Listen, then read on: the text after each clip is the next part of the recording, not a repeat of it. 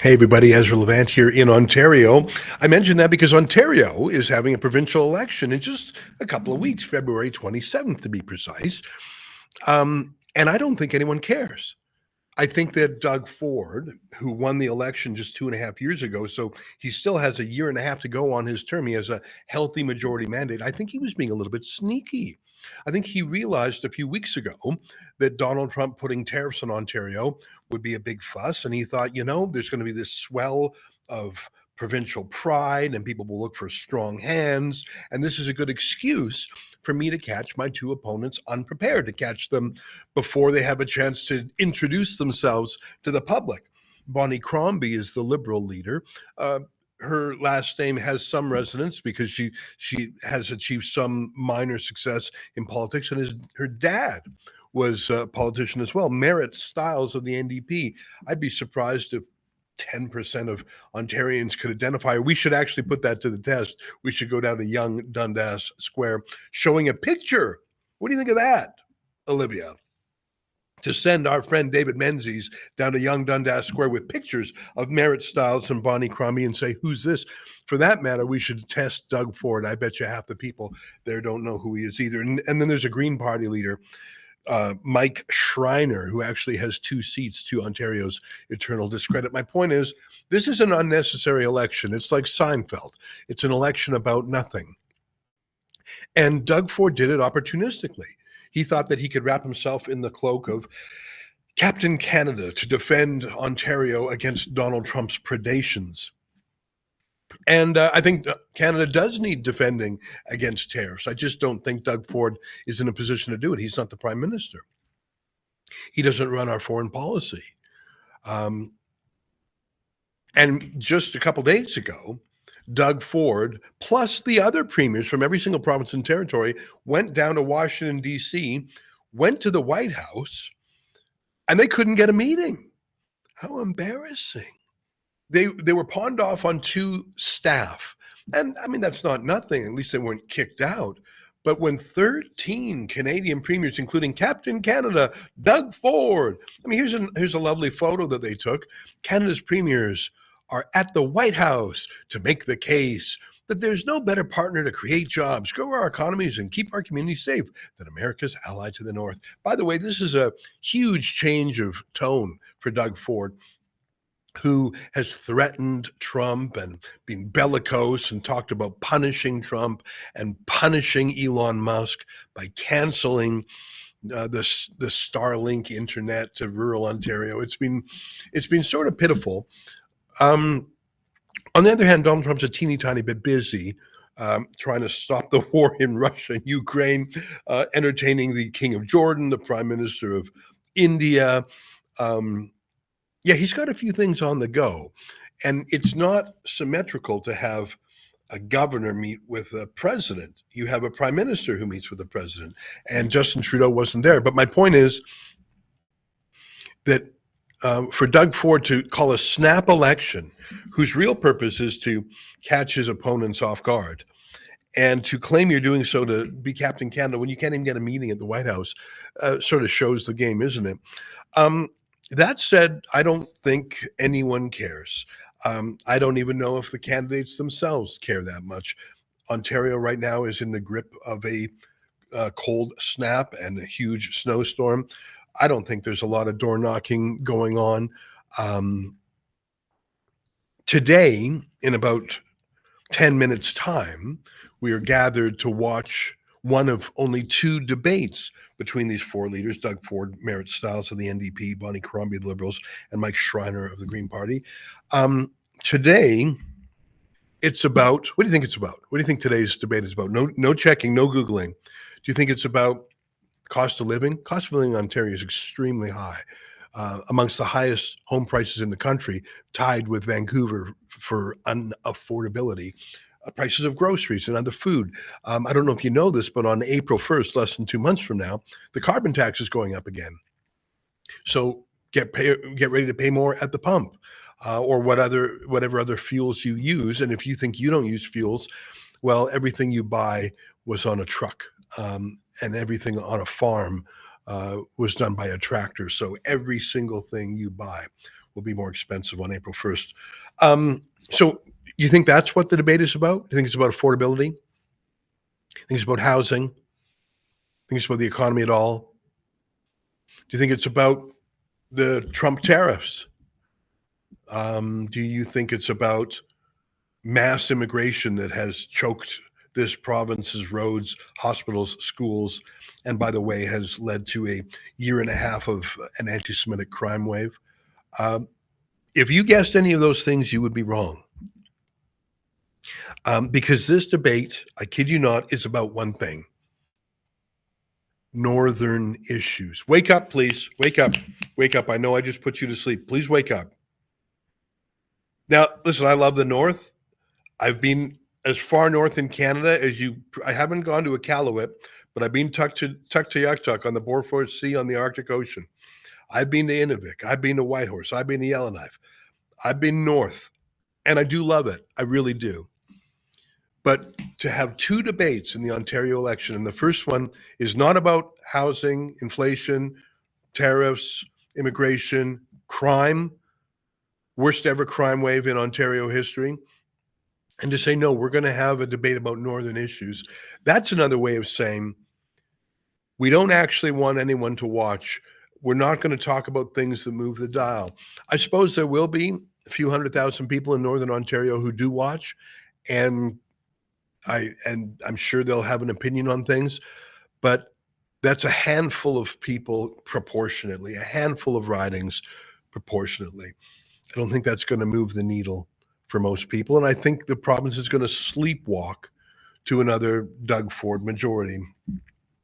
So mission accomplished, an opportunistic grab. Trump sort of took the wind out of his sails by canceling one set of tariffs that had Doug Ford all angry, then proposing more tariffs on steel and aluminum. It's true that dealing with America is a very important economic matter. It's also true it's got nothing to do with Doug Ford. I mean, you can ban American liquor at the LCBO and put out a press statement about it, but I don't think that's going to convince Donald Trump. In fact, I don't know if you can out-bully the world's biggest bully, and I say that in a neutral sense. I actually like Trump. I don't like the fact that he's tariffing Canada. I love Canada, and I don't want anyone in Canada to be out of a job. But I think the idea that Doug Ford can outwit him or outmaneuver him or overpower him, I just think that's a daydream. I see that in this empty petri dish, other things have started to grow. This is an election about nothing, and so other things take root because nature abhors a vacuum. And I see that Doug Ford had mused about bringing back a death penalty. Send them right to Sparky, he said, and that this is now a campaign controversy. Not really. I think most Canadians support the death penalty and always have. I think it might be controversial only in the left-wing media. But again, what's that got to do with the province of Ontario? Our criminal code is a federal, national document. The criminal code is not written in any provincial capital. No premier of Canada can write the criminal code. It is done by our federal parliament. And by the way, I happen to agree that we should bring back the death penalty. Doug Ford cannot do that. So it's a distraction. It's bread and circuses. And just as long as Doug Ford can avoid some sort of implosion in the next couple of weeks, he's good as gold. By the way, there are things that Doug Ford can do to fight crime that don't involve the one thing he can't do, which is to bring back the death penalty. He could, for example, enforce the criminal code as it exists. I mentioned earlier anti-Semitic crime. Every single week there's an anti-Semitic incident in this province, and the police refuse to charge. And police are either at the civic or provincial level. They report to the Solicitor General of Ontario. And then the Attorney General of Ontario deploys the prosecutors. So the one thing that Doug Ford can do to fight crime is the one thing he refuses to do, which is to charge these anti-Semitic hate crimes and other crimes, uttering death threats, trespass, criminal harassment, mischief, vandalism. Those are all things in the criminal code right now that Doug Ford could have people arrested for right now, and that Doug Ford could prosecute right now. He declines to do so, but he'd rather talk about bringing back the death penalty because it's the one thing he'll never be able to do. My clock says 12:58, and the debate is set to start in 2 minutes. What we're going to do is we're going to let the debate roll, and I'll watch it along with you, and I'll take some notes, and I'll try my best not to interrupt. I mean, I might have some interjection here or there if they say something particularly stupid or surprising. But what I'm basically going to do is I'm going to watch the debate with you. I might pipe up here and there, and then afterwards I'll give you some of my thoughts. And there's different ways you can participate too. We're live streaming on Rumble, and you can give what's called a Rumble rant. A Rumble rant, you don't have to rant. You can have a Rumble whisper or a Rumble chit chat. Go to rumble.com. That's our preferred video platform. And for $5 or $10 or $20, you can put your comment, and everyone will watch it on the live stream. And I'll read out the Rumble rants on air. And if I don't read them immediately, I'll come back and read them afterwards. For example, I see we have a comment from Sevenfold 777 who chips in $2. Thank you. And he or she says, Rebel News, peace up and salute. So thank you to Sevenfold. It's 1 minute away, so I think we have time for a super quick clip. I want to tell you that I personally encountered the Solicitor General, who happens to be my member of the provincial parliament, and I asked him why he's not using any laws on the books to go after these Hamas hate incidents. And he didn't give me an answer. He said, oh, talk to the federal government or talk to this. It was a terrible answer. He basically said, I'm a Jew wearing a yarmulke. Isn't that a good enough answer for you?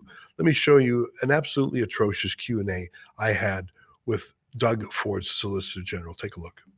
How come there were no charges under Section 176(2) of the Criminal Code besetting a house of worship when all those protesters were outside the Bayit Synagogue in Thornhill? Well, it's a question that you're going to have to ask the York Regional Police or the Attorney General. I'm here because I'm not going to see my community intimidated. I speak out all the time in support of our Jewish community. I'm not afraid to wear my kippah. I'm not afraid to go to synagogue every Sabbath, every Shabbat, and I'm going to do everything that I can to stand up for our inherent right to live safely in our own homes and communities. And I'm not going to stop. Everything's short of prosecuting them, though, right? I mean, the U of T remains encamped with an illegal encampment. You're very good on Twitter, but have you actually done any prosecutions? Well, again, this is something that you have to speak to the Attorney General. He's your colleague. You're in the government. Why should you're on the inside? No, what I can tell you is I'm working every day to tweeting every day that our legislation, that our regulations are adhered to. I'm standing up with my community. I've been 34 weeks, almost every single week, to the rally at Bathurst and Shepherd in support of remembering the hostages who have been held against their will in captivity in Gaza, and it's not acceptable. Well, and that's exactly why it obviously is acceptable, since you're not prosecuting it. You have condoned it. You've created a new normal where people can engage in low-level, permanent anti-Semitic crimes, assault, threats, mischief, because you guys don't prosecute. But there you are on Twitter, though, so congrats for that. It's important that the Jewish community sees a person from their own community in the Ontario legislature standing up against hate every single day, who has the support of a premier who has called it out. Where are the other levels of government today who exercise the same voice that Premier Ford does, that we will not accept anti-Semitism? You have accepted it. Where's the prosecution? Again, this is something you can ask Minister Varani, you can ask the Prime Minister. The province prosecutes. The province prosecutes. Better save your boss. Yeah, I thought that was pretty pitiful. He basically said, I'm a Jew wearing a yarmulke, so that's proof there's no problems in Ontario. Oh, and if there is, talk to the federal prosecutor. Oh, I see out of the corner of my eye, the debate is about to get rolling. Let's go over right away and take that video feed. We will engage in discussions about the issues and challenges specific to our region. While we recognize that activities in the United States affect all of Ontario, FNUM emphasizes the importance of focusing the concerns relevant to Northern Ontario. To prepare for today's debate, the FNUM board reached out to over a dozen organizations and groups to gather questions for consideration. We carefully narrowed those questions down to the 5 that you will hear today. The leaders do not know the specific questions in advance, but they were informed about the general topics that would be addressed. Now, it is my great pleasure to introduce our moderator for this afternoon.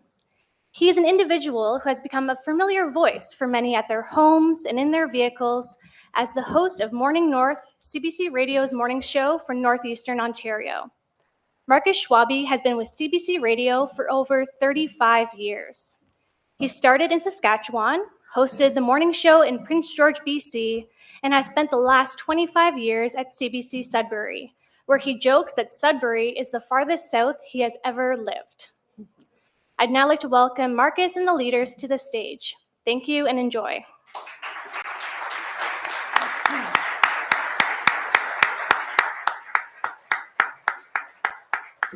Thank you, Maggie. And yes, we have one more leader on her way. Don't worry, she will be here. And I just want to thank FNUM. For inviting me to be the moderator this afternoon. My job is to keep the leaders on track and ensure that each get their fair share of time to state their positions. Now, there are 5 main questions, again, that were developed by FNUM. After opening remarks, each of the leaders will have up to 2 minutes to answer the question. After each question, we will allow the leaders to address each other in an open debate. To wrap up the afternoon, we'll give each of the leaders up to 3 minutes of closing comments. The order of the opening remarks has already been made by draw. Now, FNUM has asked each of the parties to provide a short biography of their leaders, and we'll begin with what was provided by the Liberal Party. Bonnie Crombie will deliver more for the people of Ontario. More access to healthcare, more for your kids and their classrooms, more support for working families to make life affordable. As a mayor of Mississauga and a member of Parliament, she made life better for real people every day. She has the experience as a leader and as a business executive that our province needs right now. Just sort of weird. Bonnie's plan will get everyone in Ontario Sort of a weird family that the doctor, moderator cut is reading taxes, out and their lower partisan home heating and hydro biographies or bills, and talking build points. I homes find that a bit people weird, can don't you? I find this whole thing a bit homemade, Bonnie is going to do and more I'm for already you. bored. Next to Bonnie Crombie is Marit Stiles, the leader of the Ontario NDP. She has served as a leader of the official opposition in the Legislative Assembly in the 43rd Parliament. Stiles came to Ontario from Newfoundland to study and stayed because of what Ontario offered, the opportunity to build a good life. Stiles has dedicated her life to public service and helping make life better for people across Ontario. She worked for cabinet ministers in the first Ontario NDP government, has led health policy development, and negotiated to defend Canadian workers and jobs as Director of Policy and Bargaining at ACTRA. Stiles stepped up to serve as a trustee at the Toronto District School Board, the largest school board in North America, and was first elected MPP for Davenport in 2018. Stiles lives in Toronto with her partner and 2 daughters. From winning good deals for workers to standing up for stronger public schools as Don't you an think MPP, it's weird and now that he's reading fighting to like restore the campaign promise of cheering points? He's Ontario not just reading a as the leader of the biography. Ontario NDP.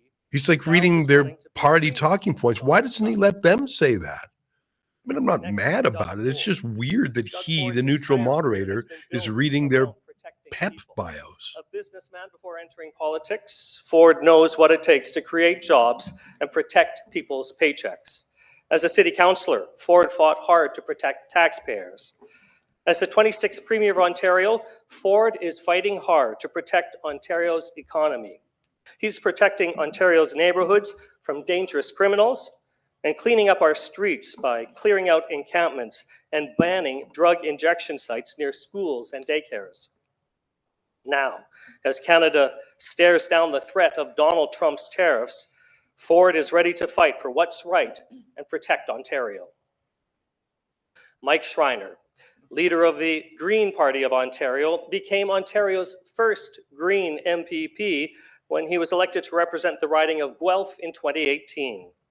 Leader of the Ontario Greens for more than a decade, I want to tell you, it's Mike is known at 107, Queen's Park and as we a haven't heard a champion word for from the affordable candidates.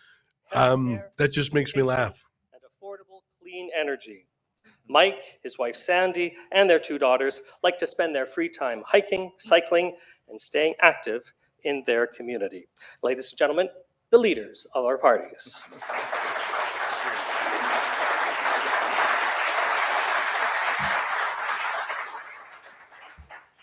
The first question this afternoon is about money.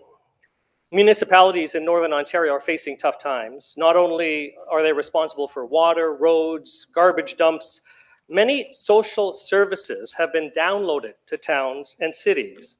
Municipalities have to pay for these services with property taxes, and that's a burden, especially in rural and northern communities that have a smaller tax base but serve huge areas.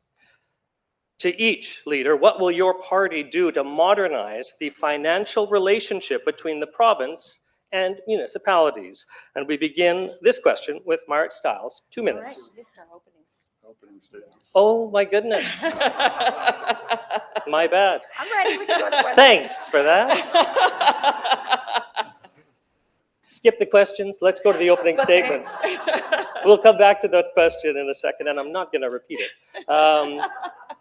So let's have our opening statements.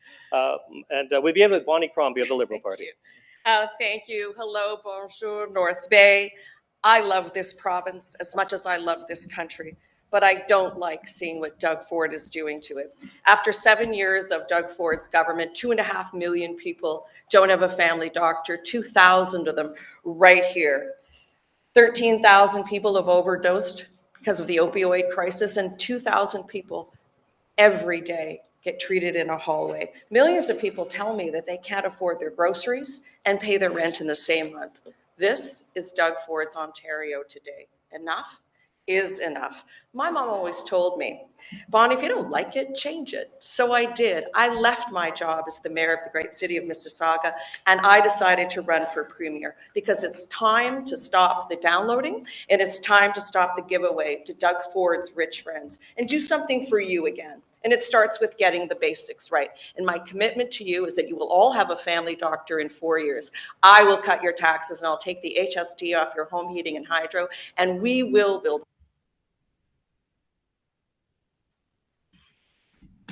I think that's the source video that's going slow. Am I right on that, Olivia? I will cut.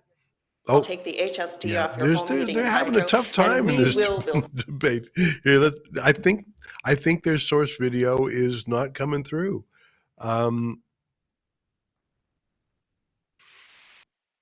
They're having a rough go of things, and I think that suits Doug Ford just fine. You know, talking about northern issues, perfect. Having the moderator take up half the talk time, perfect. A bit of a glitch on the server, perfect. All right, we're going to see if we can get it back live. Yeah, go ahead, pump up the volume. Proud about the place you come from. And I would add, you know, that I also knew what it was like when governments in Toronto and in Ottawa took the resources from us and didn't give back to our communities. Now, Ontario should be a place full of opportunity. That's why I came here. My daughters are now young adults, and Ontario is not the province that it wasn't when it once was. It doesn't have the same promise. 7 years after Doug Ford and the Conservatives have cost you.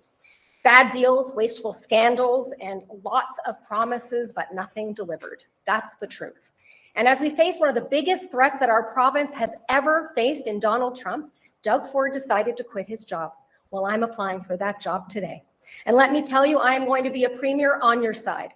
I'm going to fight the rising cost of everything. I'm going to hire doctors. I'm going to make sure that our highways are safe. I'm going to make sure that we have good jobs. And I am going to defend every job in every single sector. And I promise to you, I will never, ever take Northerners for granted. Thank you. Next up is Doug Ford, leader of the Conservative Party. Well, thank you. And I'm so thrilled to be back in this great city of North Bay. You know, folks, over the last 7 years, we've made so much progress in Northern Ontario, standing up for Northern Ontario and the people and their jobs here. Now we face down the threat of Donald Trump's tariffs that want to try to destroy our economy, want to destroy our families, but I can tell you that's not going to happen under my watch. Now, as we face Donald Trump's tariffs, we become stronger, we become more united, more resilient. I've never seen patriotism like this running so wild across our province. Northern Ontario is blessed with an abundant supply of critical minerals. And I can tell you, the world wants these critical minerals. We need to mine and process Ontario's critical minerals here. They're no good just sitting in the ground or being shipped off to China. We need to make sure we keep these jobs here because Northern Ontario has never, ever been more important to protect our province and protect our country. Folks, over the next 4 years, we need a strong mandate to outlive and outlast Donald Trump's administration, and I'll make sure I protect the families, protect businesses, protect jobs, and protect communities. How? Thank you. How can you protect them other than, I guess, shoveling more COVID-style And our checks at them by borrowing tens of billions? How? It's great to be in North Bay, and I appreciate Bonham hosting today's debate. As someone who grew up on a farm in a rural community, I know what it's like to have to deal with a government that abandons you for big cities. I know what it's like to struggle, and I can tell you so many people in Ontario are struggling right now. It's not fair that rural and northern communities are being abandoned by a government wasting money on tunnels and spas in downtown Toronto instead of investing in rural and northern communities. I can tell you Ontario Greens will fight for fairness, generational fairness, so young people can afford a home. And the 81,000 people experiencing homelessness will have a safe place to live tonight. We're going to fight for fairness in our healthcare and education. How environmentalism takes huge swaths of land out of development, so you're reducing supply and demand is there. How are you going to lower that cost of housing if you're an environmentalist? We're going to fight to protect the places we love in Ontario from a premier who's attacking them to benefit wealthy land speculators at your expense. We can invest in our communities, our people, lower your taxes, build homes, fix healthcare, fix education, and protect the places we love. Lower taxes, That's what including the Ontario carbon Greens are tax? fighting for. That's the fair Ontario you deserve. Thank you, Mike Schreiner. Never heard of a Green Party saying they're going to lower a tax before. I was so anxious to get to. These are questions, again, prepared by FNOM, the Federation of Northern Ontario Municipalities. And that first question is about what your government would do to ensure municipalities in Northern Ontario would get their fair share of funding. What would your party do to modernize the financial relationship between the province and municipalities? And Marit Stiles, we will begin with you. Excellent. I was ready the first time, but I'm ready to go now. Times are very tough right now for so many Ontarians. Every time you check the mail, there's a bill there that's just gone up again.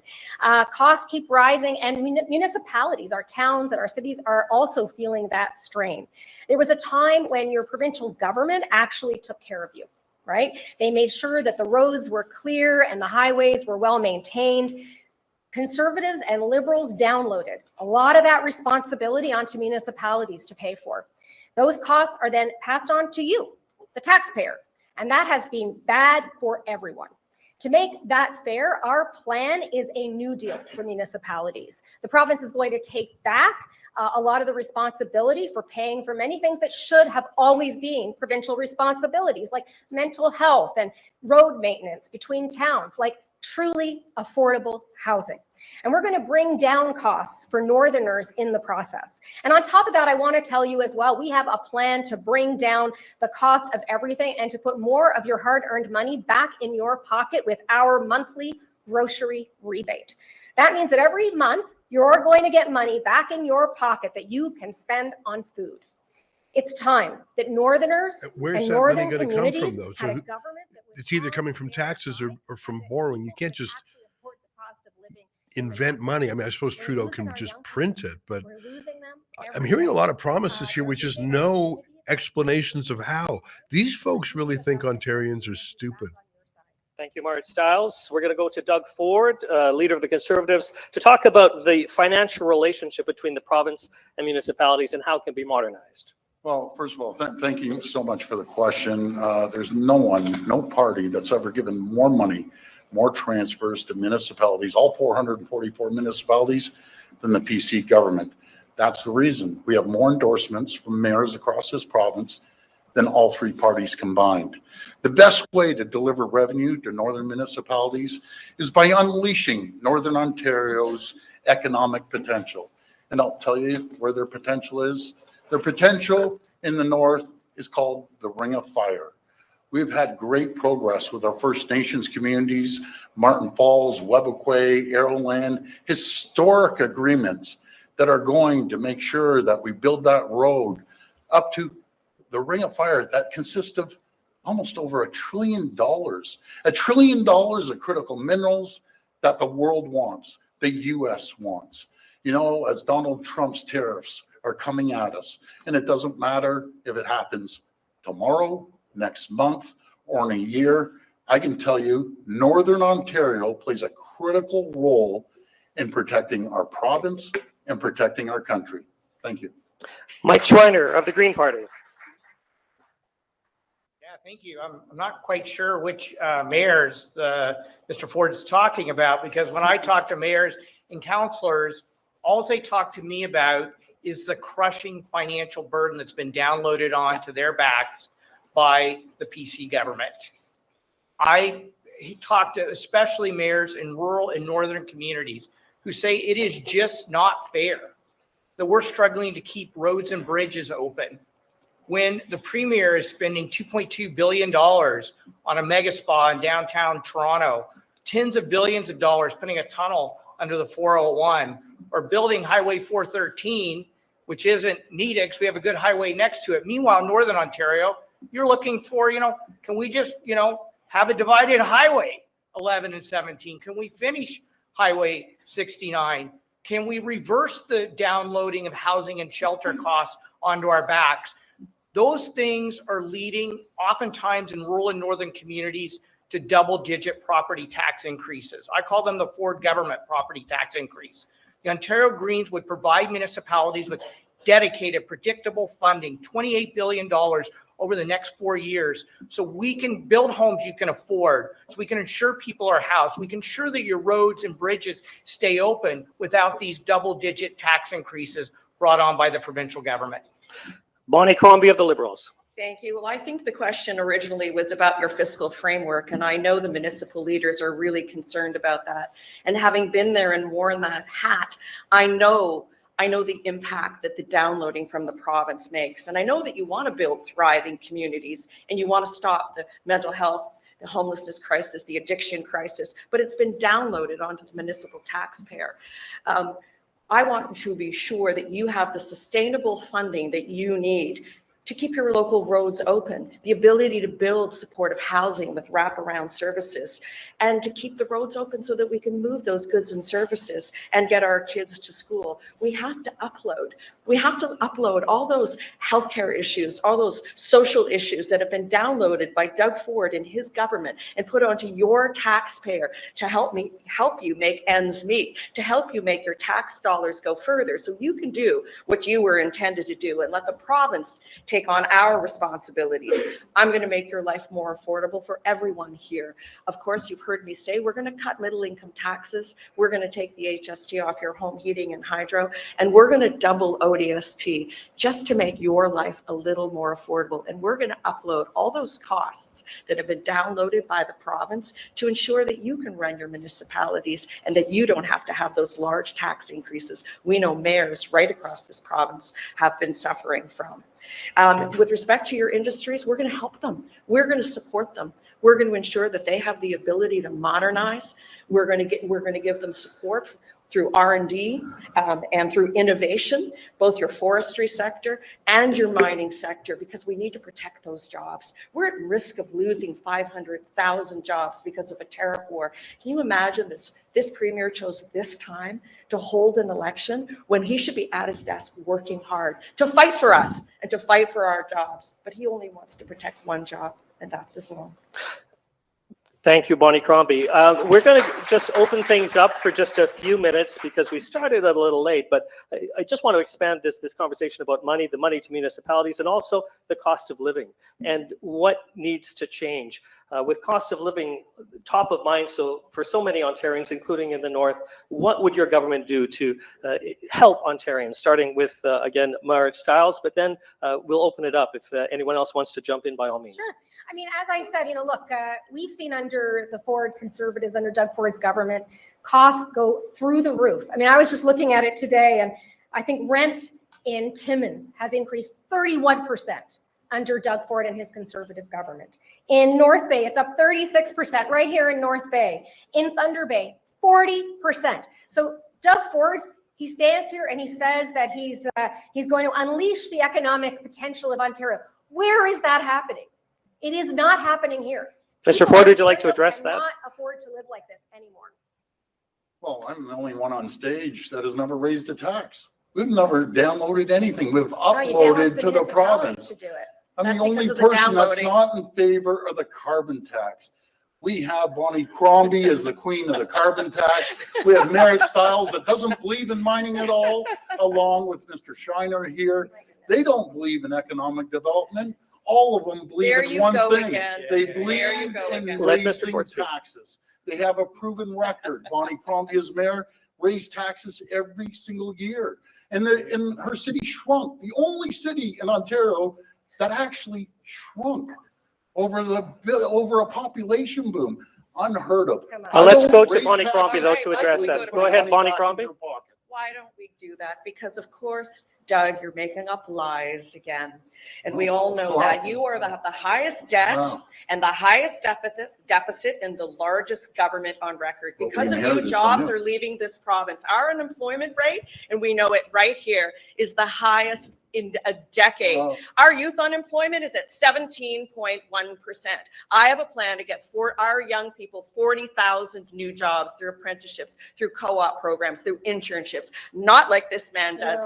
Jobs are leaving this province. Construction jobs went to Alberta and to BC because they're building homes. Manufacturing jobs have left this province because you haven't built in incentives. You haven't built up our industries because you're not interested in protecting jobs. Crombie, we're going to just Cities need a new deal, and that's what they'll get under Bonnie Crombie, because I know how municipalities are suffering under the downloading of this man.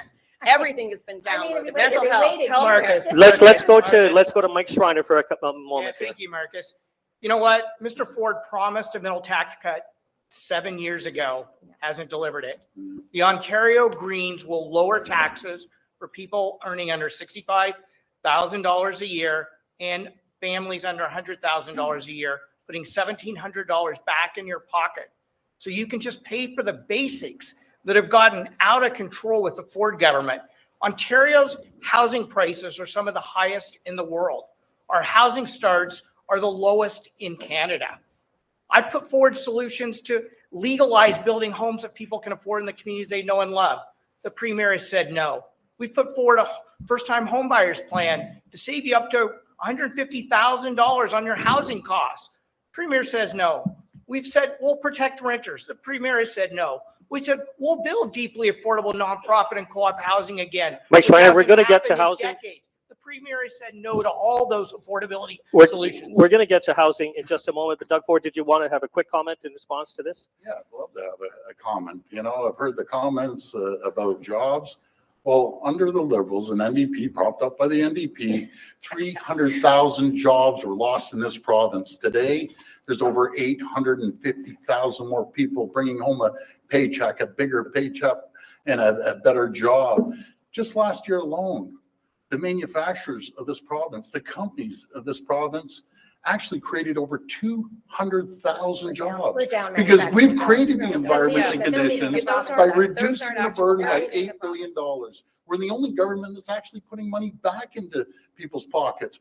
Unlike the three on the stage here with me, they would get rid of the license fee and put it back on the back of your cars. They'd bring back the tolls. They'd increase gas by 10.7 cents. Thank you, They believe in one thing: tax the people to death. I'll never raise the tax. I never will. We have seen again 850,000. Thank you, Mr. Ford. We're just going to move on. That weren't employed under the Liberals. Thank you. And under the NDP. And sorry, you weren't in the government at that time. Mike, you'd pop them up too. You love taxes. I'd lower your taxes. Wait. I'm the guy talking about lowering taxes. We do need to move on. Mike's actually not a bad guy. I like him. He just likes taxing people.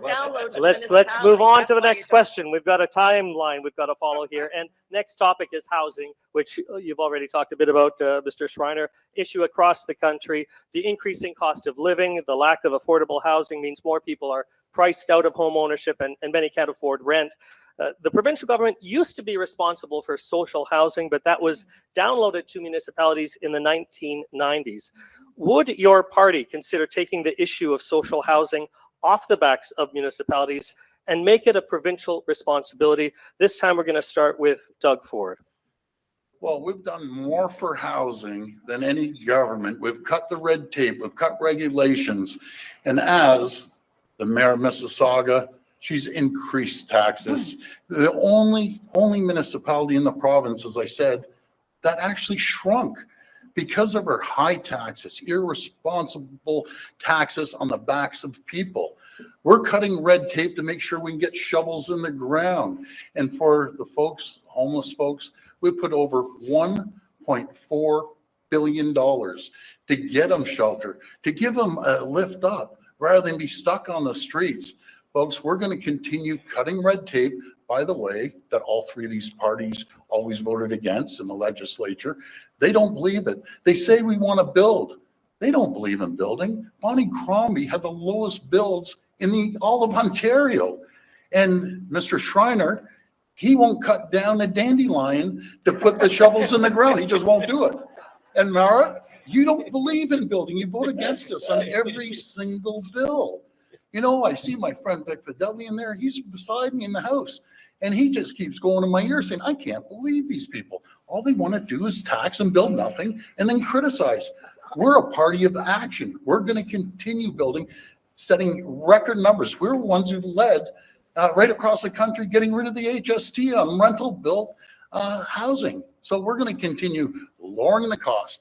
And I'd love to see the municipalities chop out the delivery charges and making sure they put money back into people's pockets. And the DCs alone in Mississauga are $120,000 by the time you add up all the taxes. They don't want to build. They want to tax people to death. That's what they believe in. I don't believe in taxes. Thank you, Doug Ford. Next up is Mike Schreiner of the Green Party. And again, the question from Pranam is, would your party consider taking the issue of social housing off the backs of municipalities and make it a provincial responsibility? To answer your question, Marcus, yes, absolutely. We have that costed out in our Affordable Communities Plan. Municipalities spent almost $2.1 billion last year addressing housing and homelessness. The provincial government hardly added anything to that. Let's look at the record over the last 7 years. Housing starts are at an all-time low in Ontario. Housing prices are at an all-time high in Ontario. Why is that? Most of the government's housing plans have been, how do we unlock profits for wealthy land speculators instead of how do we unlock affordable homes that people can afford? The result of their housing record is we have a whole generation of young people wondering if they'll ever be able to afford a home. We live in a province where nowhere in this province can a minimum wage worker working full-time afford average monthly rent. And now we have over 81,000 people experiencing homelessness right now in Ontario. Can you imagine that? So what would the Ontario Greens do? We're going to fight for generational fairness. Our plan to build for first-time home buyers would remove development charges and other fees to save up to $150,000 on a new starter home. We would remove the red tape that would enable you to build fourplexes and 4 stories in neighborhoods across the province. We can build homes people can afford, where we already have infrastructure in the communities they love, close to their families, close to where they work. We would bring back protections for renters, and we would get government back into building deeply affordable homes again. We need to build 310 deeply affordable nonprofit co-op building homes. Imagine a government that would actually get into the home building business. And I don't know if you heard him there, bring back protections for renters. That's code for rent control. He really is a commie. I mean, I've never met a Green Party member who isn't actually a communist. Next is Bonnie Crombie about whether the province should be responsible for social housing. So Premier, you talk a good tale and you sound kind of folksy and charming, but none of what you're saying is actually true. Because you told us 7 years ago you'd end hallway healthcare. It's gotten twice as bad. You said you'd cut our taxes, but you didn't do that either. You didn't get it done. And you said you'd build 1.5 million homes. You didn't get that done either. Our construction workers are going to Alberta and BC where they're eating our lunch. And so is Quebec for that matter. We built more homes in 1955 than we're building here today. In fact, we're not meeting 50% of our targets. That's terrible. Children are losing the dream of owning their home. I have 3 kids. 2 of them got married this summer, and both of them want to start a family. And they said, Mom, what are we going to do? We can't put money away because we can barely afford our rent. How are we going to afford that home? So I said to my team, we've got to lower the cost of building. We've got to reduce the price of a home. But yet we've got to make municipalities whole, because I know a lot about making municipalities whole as well. You got to keep their taxes low, because this government, they just downloaded everything to the municipalities. And so of course, municipalities, so many of them have double-digit tax increases. My plan is to cut those hidden taxes at the end. They're called development charges, and we would get rid of them entirely. That That'll lower the cost of building. It'll lower the price to the purchaser. And I have a fund called the Better Communities Fund that will make the municipalities whole as well. We're going to scrap the land transfer tax too, for seniors, for first-time home buyers, and also for not-for-profits. Our plan will save you $170,000 on a home and another $13,000 once we scrap the LTT. I want to make home building cheaper. I want your kids and mine to have a home again, because under Doug Ford's Ontario, there is no home building happening, and our children can't afford their rent, let alone put money aside to one day, again, hope that they can buy their own home. Thank you, Bonnie. Crombie, and finally, Marit Stiles of the NDP, about social housing being a provincial responsibility. Well, thanks, Markus. And let's take a moment here to remember how we got into this place that we're in, right? Because back, as you said, in the 90s, it was liberal governments at the federal level and provincial governments at the provincial conservative governments that canceled the affordable building of homes, the building of truly, deeply, permanently affordable homes that we used to do in this province. Now, Ontario is the only province in Canada that doesn't already build those homes. We are absolutely going to start building again. And I am so proud of our Homes Ontario plan, because we are committed to building 1.5 million truly, deeply, permanently affordable homes in the province of Ontario over 10 years. And that, by the way, includes 60,000 supportive housing units, which is what we're going to need to make sure that we can move people out of those encampments and out of homelessness. But look, the other question I want to ask people is, where are the houses? Where are the homes that Doug Ford said he was going to build? Where are the homes, Doug? Because they're not in our communities. They're not in northern communities. They're not anywhere in Ontario right now.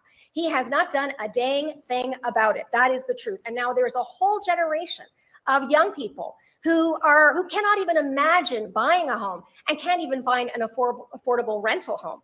We're going to build those homes, and not only are we going to do that, but we are going to build those homes with lumber from right here in Northern Ontario.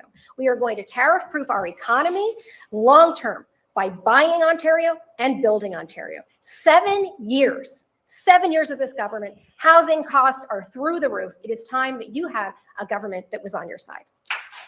We will open this up for a discussion for the next 2 or 3 minutes. Doug Ford, we're going to start with you and about how your party plans to address and provide for more affordable housing. Well, I'll tell you how. It's very simple. We're going to protect the people of Ontario. And how you build more homes, you protect businesses, you protect their jobs against Donald Trump's tariffs. Oh my God. You know, we heard from Bonnie Crombie about the DCs. You know, it wasn't too long ago, I went out there and said, let's cut the DCs by 50%. Not all, just by 50%. You had to pull Bonnie Crombie off the ceiling. She was out in front of the media saying, we can't afford to get rid of the DCs, the land transfer tax. You know, something's very simple. You protect the economy. You protect the people's jobs. Yeah. They're going to have an opportunity to go out there. Marit Stiles, I'd like Marit Stiles to go first. Have a chance, because every business Mr. Ford will close down and leave this Mr. province. Ford will let Marit Stiles speak to this. You have not answered the question, because the truth is, there are no homes being built in Ontario. Right? Housing starts are lower than they've been since the 50s. That's the truth, under his government. And so actually, at the end of the day, Doug, people are not, they don't have any options out there. You talk about Donald Trump, you have shown us who you are. You say one thing in front of the public like this, and you go to say another thing behind closed doors every single time. You did that on the Greenbelt. You lied to Ontarians, and you're lying to them now about homes and housing. But you know what? They don't believe you, because they're living the reality of it right now. They're living it. They know that they can't find an affordable home. They know that young people know that they can never even imagine owning a home in the province of Ontario. Ontario has become a have-not province in Canada. We are falling so very far behind. Let Bonnie Crombie. Bonnie Crombie would like to speak. Absolutely right. You fly off in the middle of an election for photo ops in Washington with low-level advisors. What's the point? Why'd you call the election? We have a housing crisis here. We're at a tipping point. Do you know there are 200,000 people who don't have a home, who are homeless, who are living in your parks or living in encampments. We need a strategy for the North that allows you, gives you the capital that you need dedicated towards building housing for people who are homeless, to get them out of encampments. But let's ensure that you have those wraparound services that you need, that they need, so they have the treatment, so they have access to the treatment that they need to get them off their addictions. But the North in particular needs a specific fund of capital, a specific strategy to help you build housing not only that is affordable, but supportive housing for those that need it. I want to let Mike Schreiner have a quick word before we move on to the next question. Go ahead, Mr. Schreiner. This Premier, Mr. Ford, has said no to every housing solution that works for people. Why?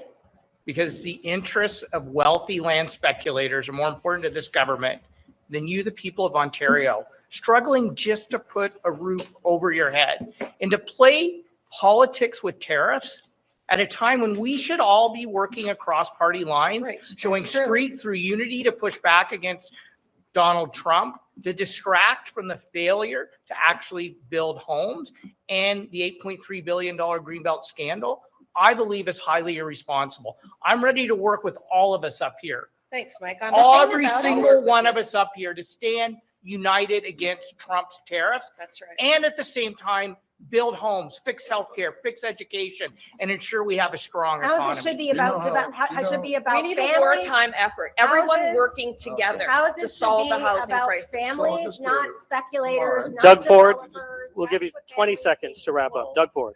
We put the Building Faster Fund that Mississauga didn't meet, but everyone else met around the You area. always have an We excuse, put though. $3 billion towards infrastructure to build 160,000 more homes. Where are they, They Doug? Where are voted they? against it. All three Where are parties they? voted against it. It's because Where it are doesn't they? work. But a majority We're making government, sure we where's the cut housing, red Doug? tape and regulations. 1.5 million parties homes. You didn't get it voted done. against it. And honestly, with all due respect, Bonnie, you should be the last one speaking about building homes. You had the lowest builds in all I of am so Ontario. proud of You my know? city and my Oh my record. goodness. We're going to Doug Ford, I'll stop. take my I'll record tell you, over yours any day. Mississauga is not proud Your of you. record I'll is a tell you that disaster. You know right what? now. Look at this. Stop, Look at please. this. Thank you. It's outrageous, these two fighting over, who's built the least housing in Ontario at a time when we have a housing and homelessness crisis in We the need a province. wartime effort. We are going to move on to the next topic. Thank you. Thank you. Thank you very much. Next topic, next question is about the forest industry and the industry that's had to deal with tariffs and consolidation. Meantime, we've seen billions of dollars of investment to the electric vehicle and battery manufacturing sectors in Southern Ontario. The question from Phenom, what will your government do to see that kind of investment in the forest industry in Northern Ontario? Mike Schreiner, we begin with you. Yeah, thanks, Marcus. This is such a critically important question. 137,000 people working in the forestry sector.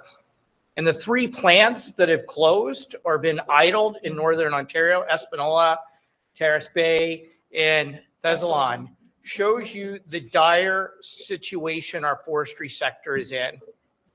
We need a government that's going to step up, I think, first of all, by calling a task force together to talk about how we can modernize and upgrade our forestry sector. We need modern plants, and we need to make sure those plants are in a position to take advantage of the huge opportunities in the fast-growing emerging green economy. We need to be building mass timber buildings to maximize the value of our forests. We need to have a biomass strategy that shows how our forest industry can be a part of generating clean electricity in Ontario. We need our forestry sector to also have biomass as part of thermal heating solutions as part of a green economy. We need to ensure How is that burning our forests workers have the green? training they need to You know that when you burn be wood, it best emits carbon forestry dioxide. Now I'm a big fan of carbon dioxide. I'm emitting some of it right now. That's I've never heard a green politician say we should burn forests for energy. Have you? Bonnie Crombie, what will your government do to see Yeah. that kind of investment into the forest Thanks. And I industry?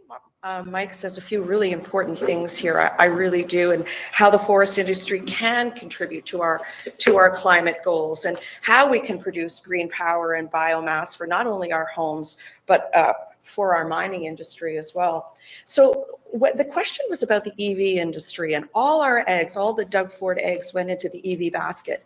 So we didn't diversify our trade or our trading partner. We didn't build other strong sectors, our mineral sector, because nothing's being done up in the Ring of Fire. Nothing. You said you'd get that done. You said you'd get on a bulldozer and do it. You didn't get it done. But we need, our forestry industry is at a critical juncture right now. We see the pulp and paper mills, as Mike mentioned, in Espanola and Thessalon and Terrace Bay, losing thousands and thousands of jobs, and we need to revitalize them through innovation, through R&D, and we need to help diversify markets, whether in the South, by building more homes, like we'd all like to do. We need that wartime effort to come together to build homes, whether across borders, even our own provincial borders. We need to break down trade barriers with other provinces and look for markets abroad. We put all our eggs in the US basket into one industry. Doug, you failed to diversify our economy. The other sectors are hurting. What's the strategy? Why haven't you been doing that for 7 years? You knew this reckoning was coming. You were cheering on for this president to win. Look what he's going to do. A $7.7 billion industry is forestry. Imagine 25% tariffs taking away $2 billion. It's heartbreaking, but it is an opportunity to recalibrate, modernize the industry through R&D and innovation, and look for new partners, look for diversify our supply chains as well. There's a lot that can be done to protect those jobs, grow them, build new skilled labor around the new industries. And I'm very hopeful. We're not only going to protect jobs, but we're going to create new ones, because this is a moment. That is 2 minutes. Thank you, Marit. Thank you, Bonnie Crombie. Marit Stiles is next. Thanks, on the forest industry and the investment into the forest industry. Well, listen, I thank you so much for that. And I spent a lot of time in the north listening to forestry workers. Last year, I was on a trip up along the North Shore, hearing from people in communities like Schreiber and Nipigon and Terrace Bay, the steel workers there who have seen their pulp mill shuttered. Yep. And that was and should be the lifeblood of that community and is essential to forestry in this region. When we came to Doug Ford, those workers, the small business owners, the mayors, and we came to get that mill reopened again and get some support, he folded like a cheap suit, right? Workers were on their own. And he can say all he wants to about working for workers or industry, but that has been Doug Ford's record, his track record. And we've seen it in Thessalon, we've seen it in Espanola, and we have seen it in Terrace Bay. I do not fight this battle alone, right? Lise Vaugeois, MPP up there fighting like hell for Terrace Bay Mill every single day on behalf of those workers.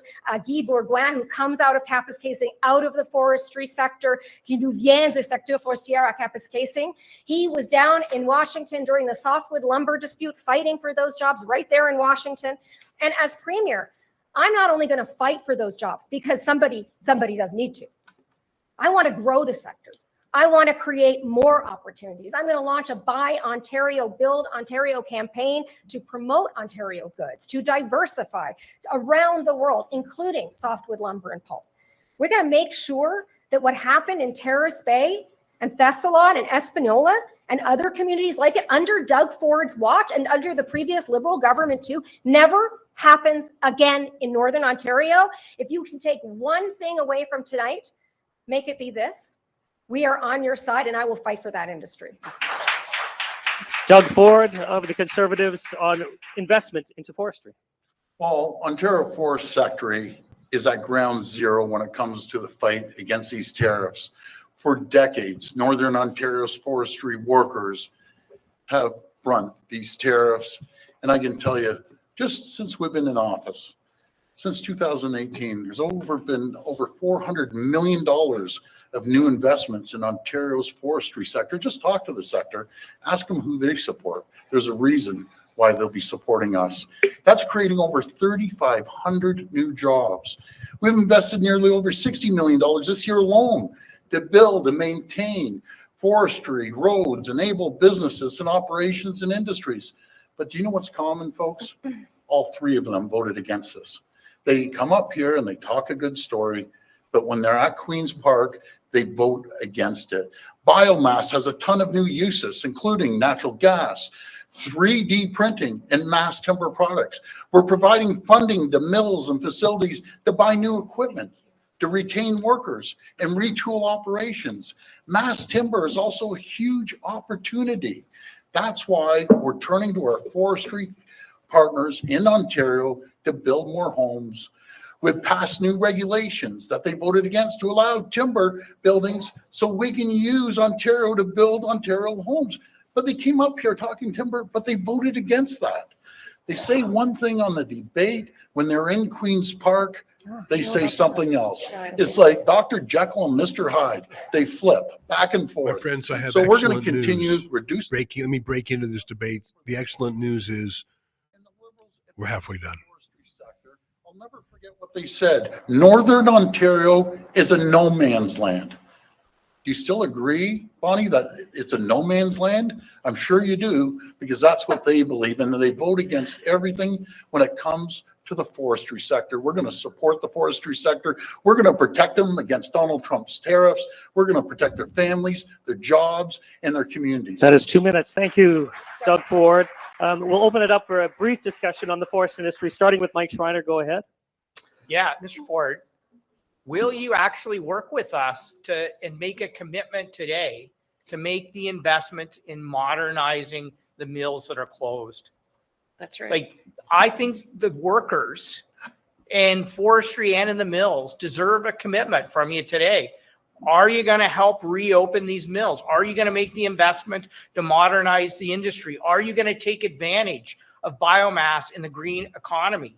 Are you going to change the building codes to make mass timber building easier and faster to do?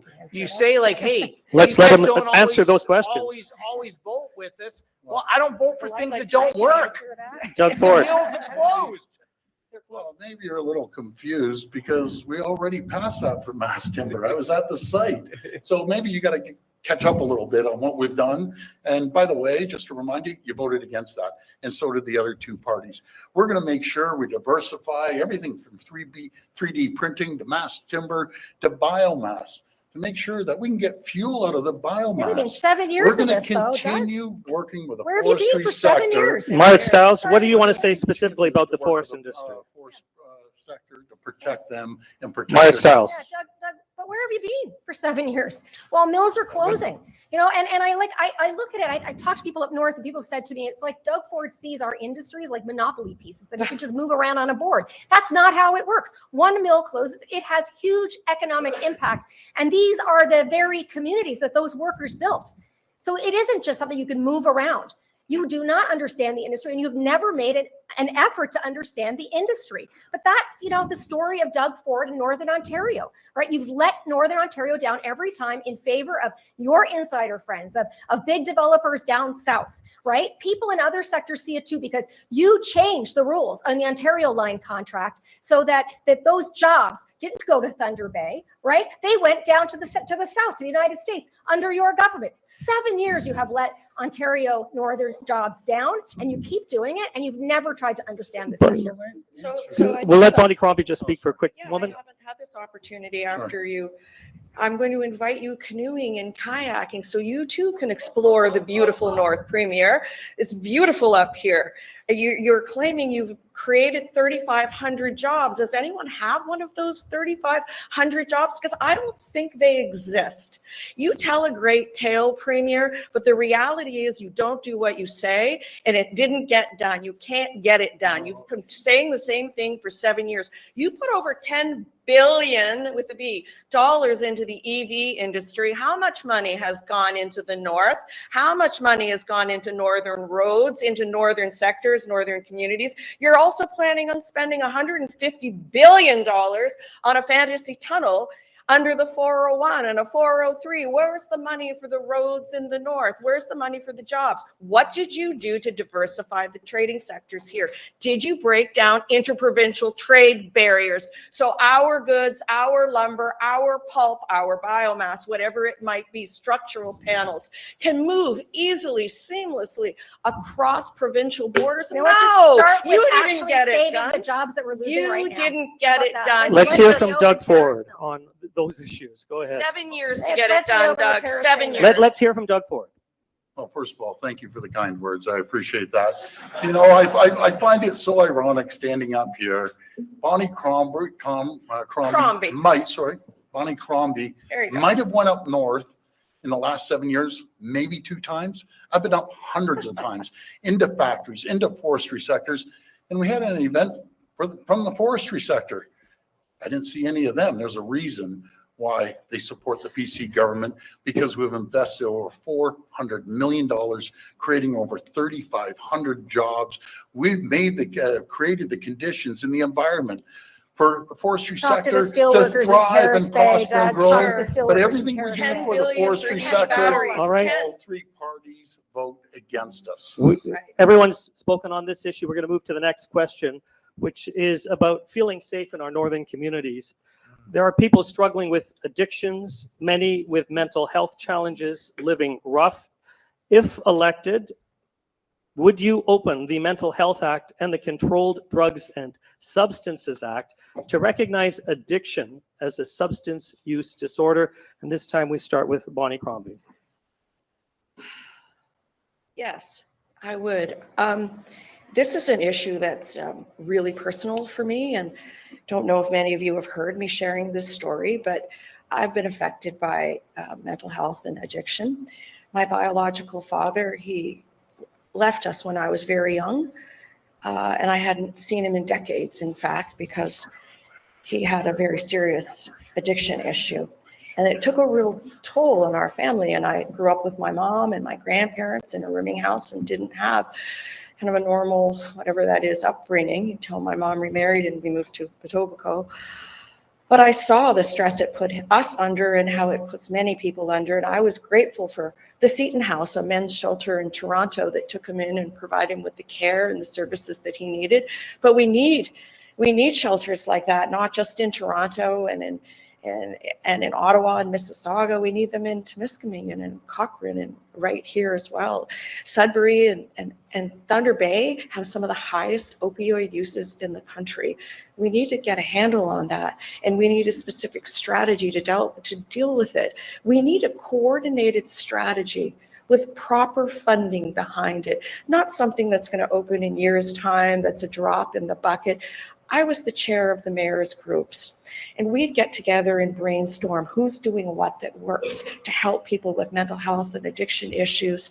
You know, kudos to one mayor, Josh Morgan in London, who built supportive housing that had the wraparound services, and another mayor in Kitchener, Barry Burbanovich, who built tiny homes, and other ones modular homes, other one who needed a detox clinic, and he put a plea out, please, I just need $2 million in Belleville. But their pleas go unanswered. This is a provincial issue. It's being downloaded to the municipalities. It needs to be coordinated by the province, and there has to be proper funding behind it. And yes, of course, we would open up the Health Act to ensure that anyone suffering from mental health and addiction gets the care and gets the treatment they need. There is Thank you, Bonnie Crombie. That's 2 minutes. Marit Stiles, would you open the Mental Health Act and the Controlled Drugs and Substances Act to recognize addiction as a substance use disorder? Look, I don't need to tell anybody who's watching probably that addiction and mental health is a crisis that is tearing through our province and our communities, and particularly see it here in Northern Ontario. Every time I go by that corner in Sudbury where Denise Sundell put up the white cross for her son Miles, and there are more crosses every time I go by. And we know that. We know that there's hundreds of people every day who are dying because of addiction, and we know that it is an issue that has affected so many families, everybody's family. On this issue, I got to tell you, my priority is taking care of people. Some of the people on this stage are going to want to just throw people into jail, get people some help, but I want to get people help with their addiction. Right? These are our sons, our daughters, our fathers, our brothers. After 7 years of Doug Ford, we've had a lot of talk. Right? We've had a lot of talk, but it has never been worse.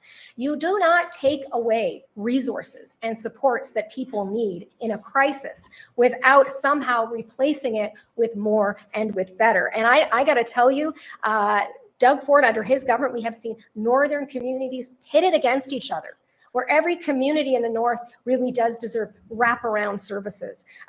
Look, that means investing in community mental health supports, right? It means making sure that there's mental health support in our schools, which is a commitment I am making, that at least one mental health professional will be in every school, because you know what? The kids are not all right, okay? And it means ensuring that we also address the primary care situation, the crisis in our province. 2.5 million Ontarians don't have a family doctor. We got to get those doctors up and running, and I'm going to be hiring 350 doctors in Northern Ontario alone and setting up a Northern Command Center to coordinate all of this. We need to lead with empathy, but also with evidence, something that this government has failed to do. Doug Ford, would your government open the Mental Health Act and Controlled Drugs and Substances Act to recognize addiction as a substance use disorder? Well, part of our plan to protect Ontario, we're cleaning up the streets. That's first and foremost. We shut down drug injection sites near schools and daycares. I know no one wants a drug addiction site beside a school or a daycare. But my three folks here on the stage, they voted against that. They believe we should have safe injection sites right beside the schools. Actually, you did. No, we didn't. Instead, we're investing $530 million in 27 new, we call them heart hubs, that will get people into detox, get them shelter, give them an opportunity to find employment. You know, folks, I understand when it comes to drug addiction, alcohol addiction. I've seen it. I've seen it firsthand. People need support. These hubs are connecting people with employment and support services. We're also giving municipalities new tools to dismantle encampments. And I'll tell you, you mentioned a couple mayors there. It was great to see Mayor Morgan leading the way when he was down in Washington with me, with Mayor Barry from Kitchener. And I got a call from Mayor Ellis in Belleville thanking me over and over again for them getting a heart hub. They're getting more money. They're getting proper help outside of safe supply. That, do you believe it or not, the federal government's the largest drug dealer in this country. You can go in and get heroin, you can get anything, and they support it. You can't give it. It's like giving a gambler $1,000 and tell him to go into the casino, or an alcoholic, give him an LCBO card to go into the LCBO and buy all the booze they want. They believe in it. I don't. I believe in supporting people and giving them help. Mike Schreiner of the Green Party.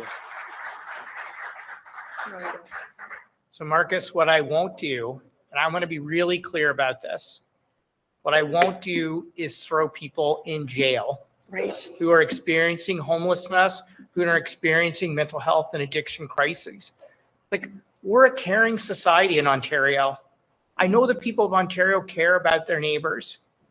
And to actually introduce legislation to say that people are neighbors, sons and daughters, aunts and uncles, moms and dads who are experiencing homelessness and addiction crisis, so we throw them in jail. Like, that's not the kind of Ontario I want to live in. I want us to address the crisis of caring by providing people with the supports they need. Right now, Northern Ontario is experiencing far more overdose deaths than Southern Ontario. Over 200% increase in Timmins, 185% increase in overdose deaths in Sudbury. And they're begging for a consumption and treatment site to help people. You know, if we really want to help people, let's house them. It costs $30,000 a month to have somebody in hospital. It costs $10,000 a month to have somebody in jail. It costs $4,000 a month to have somebody in social housing. That's why the Ontario Greens are committed to building 60,000 permanent supportive homes with wraparound mental health, addictions, employment, and other supports. People need housing and health care, not jail. Let's be clear about that, okay? And I also think it is so important that we actually increase funding for mental health supports, community-based mental health supports. I can't tell you how many community health, mental health services I see people actually having to lay off staff because they haven't had enough funding to keep up with inflation. And that's why we're committing to investing $2 billion over the next 4 years to actually have the treatment and help 2 and minutes. support people need. Can I jump in? We're going to open this up for a discussion just because I'd like to broaden it a bit because addictions is just one element that's putting stress on the healthcare system. We've got a doctor shortage, Yes. long wait lists in emergency rooms. Bonnie Crombie, what's your prescription to improve healthcare in Ontario? Prescription is to ensure that everyone has a family doctor in the next 4 years, and that'll reduce our wait times in hospitals. But there is so much more to say on this issue as well, because homelessness in the north has gone up over 200% in the 7 years that he has been premier. Picking people up the streets, premier, and putting them where? Honestly, where? Where there is no plan to put these people, move them along to form another encampment somewhere else. There is no spaces for people who want treatment to recover from their addiction. The lineups are years long right now, unless you want to pay out of pocket, and even that is costly and not available to most people. There is no plan. You cut $350 million from our healthcare plan. Meanwhile, 13,000 people overdosed on opioids. You know what the communities need here in the north?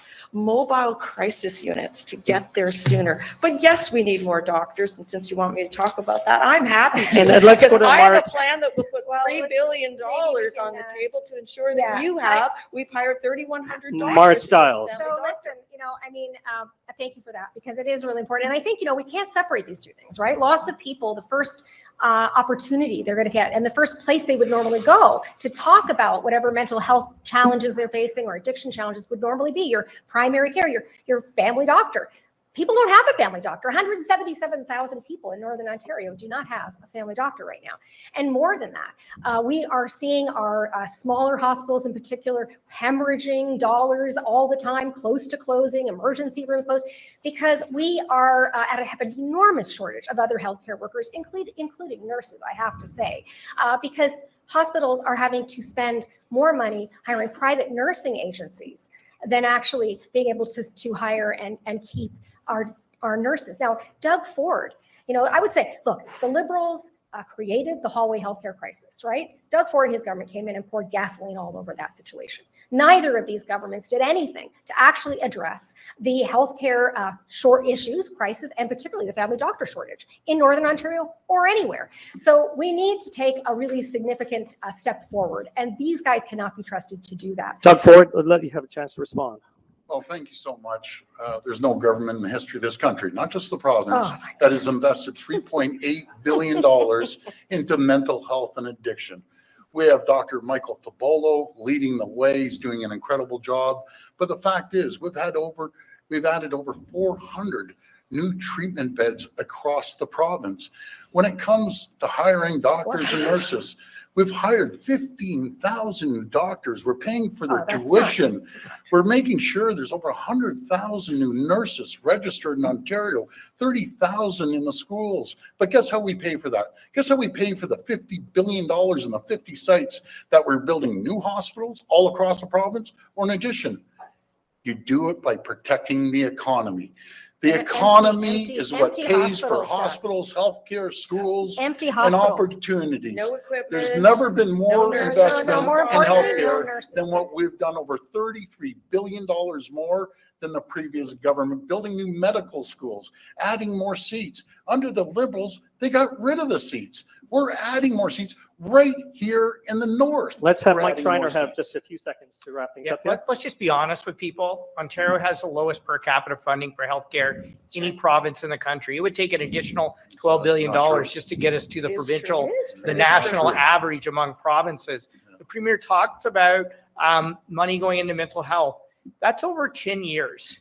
People need mental health services right now, not like 10 years from now. Like literally, Canadian mental health associations across the province are having to lay off staff That's right. because they didn't get enough funding at a time when we're facing a mental health crisis. We have to have an honest conversation about the investments that are needed. And yes, we need a strong economy to do that. And yet unemployment's the highest level in Ontario. We're going to leave it there. We're Over going to a leave. We decade. have to move on. We have one more question to get to, and I'm going to ask that your comments about this question initially be restricted to 1 minute each. And it's about highways in the north. We've touched on that a bit. Highway 17 Highways. and 11 are Northern Ontario's 400 system. But in the north, they're mostly 2-lane highways. They're often shut down for hours, sometimes days because of winter storms and collisions. What is your strategy to increase safety of our northern highways? Marit Stiles, I'll give you 1 minute to open. Okay, sure. Look, it is tough to get around on the roads in the north, no question. You are taking your life in your hands to get anywhere, and northerners also rely more on highways than anywhere else in the province.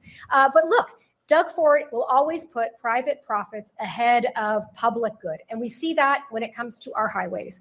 Privatized highway maintenance has been a complete disaster. So first of all, as Premier, I'm going to bring winter road maintenance back in-house and back under public government control, provincial control. Let's also remember that when it comes to improving highways, there was money for improving highways up here. But Doug Ford took $158 million of those dollars that was earmarked for widening Highway 11 and 17 and moved that money down to Southern Ontario for other projects. Maybe he thinks it'll help with his fake tunnel under the 401.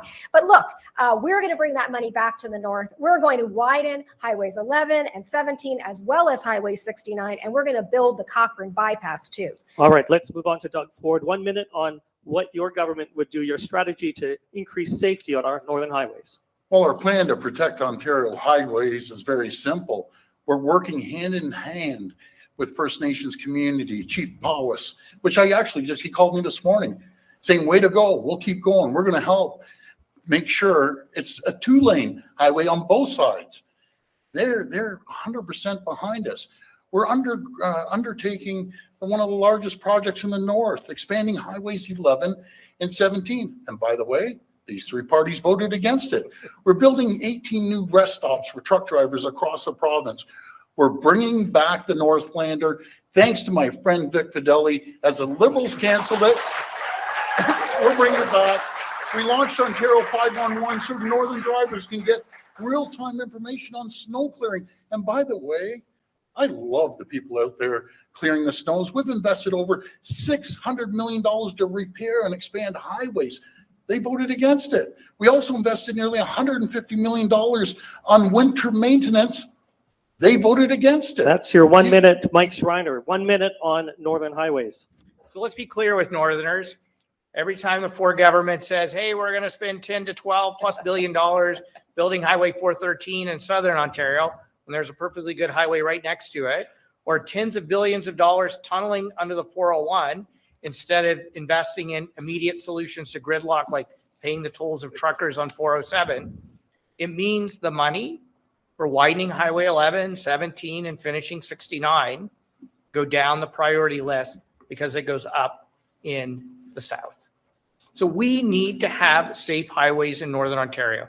We need to have divided highways in Northern Ontario.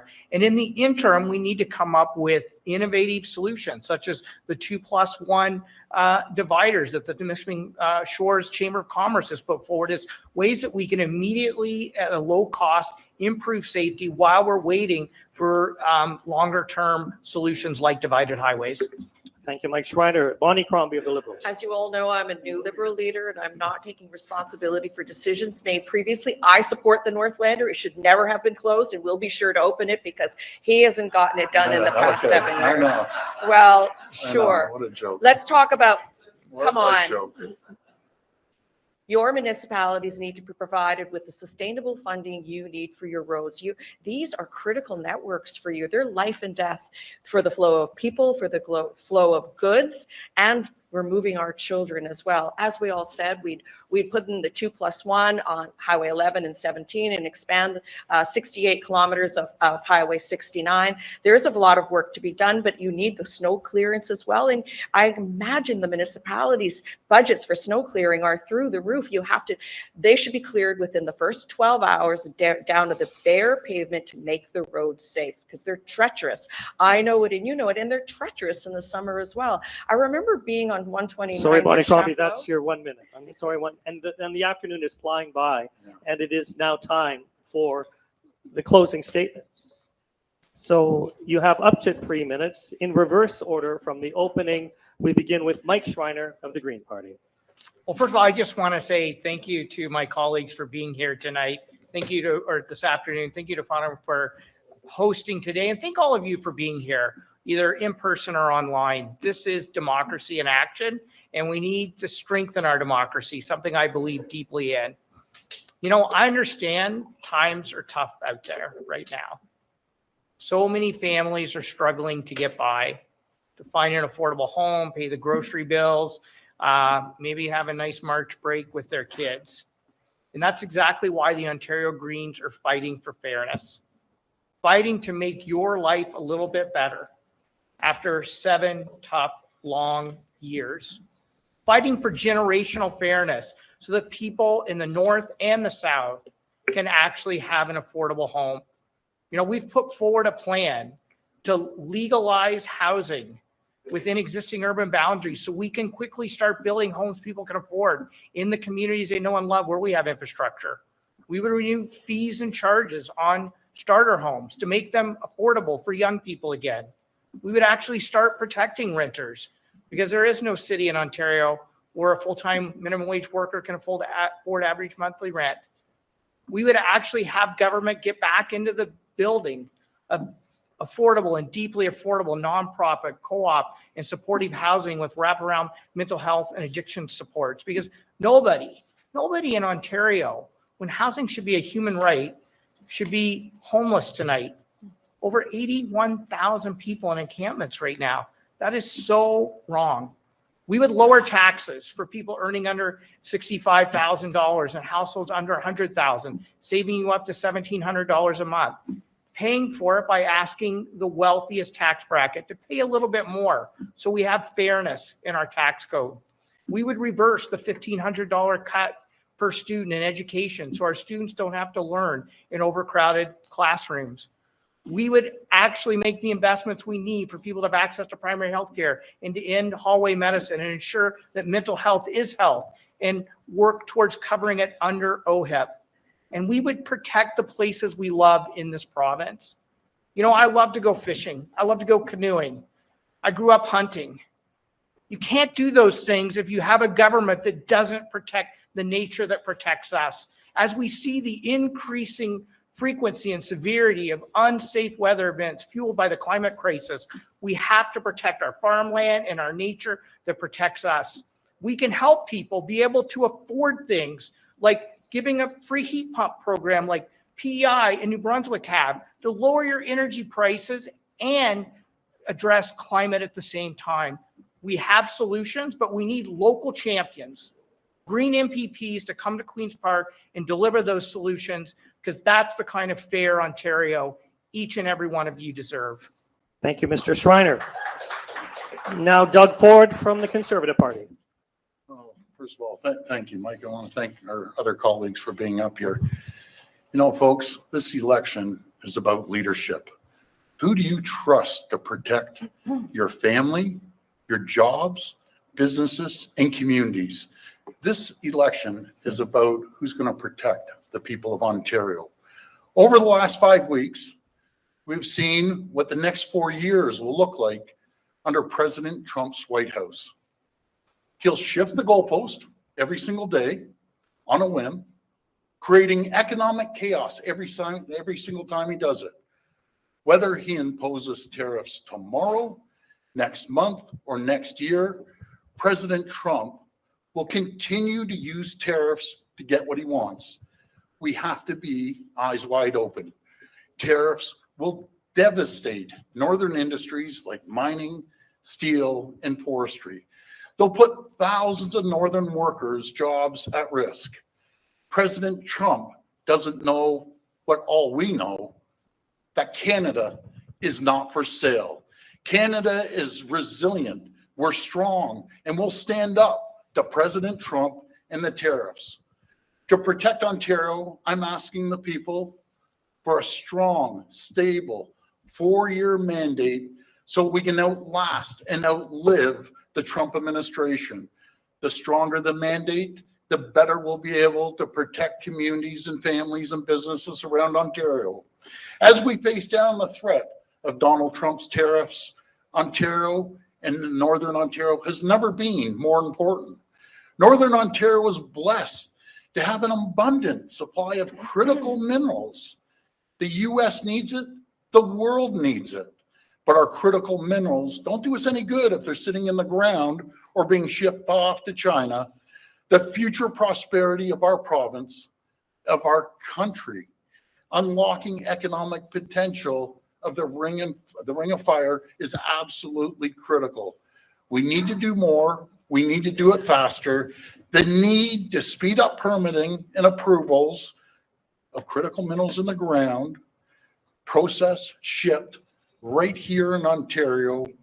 We need to ship those out around the world. And we need the federal government to get out of the way. They keep delaying and delaying. We need no more excuses, no more reasons why we can't or we shouldn't. Friends, we're in the battle of our lives here in the province, in our country. The front line of that battle starts right here in Northern Ontario with the critical minerals. We'll do whatever it takes to turn Ontario into a critical mineral and energy powerhouse around the world. Please join us, and together we'll do whatever it takes to protect the people of Ontario. I want to thank you, and God bless the people of Ontario. Thank you. Now to Marit Stiles of the NDP. Thanks. And first of all, thank you so much again for the opportunity to be here with everyone. It has been fun, I would say. Before we leave, though, I want you to ask yourself this question. In tough times, who do you trust to be on your side? 7 years of Doug Ford have cost you. His bad deals, his scandals have wasted billions of dollars, and they have made life a lot harder for Ontarians.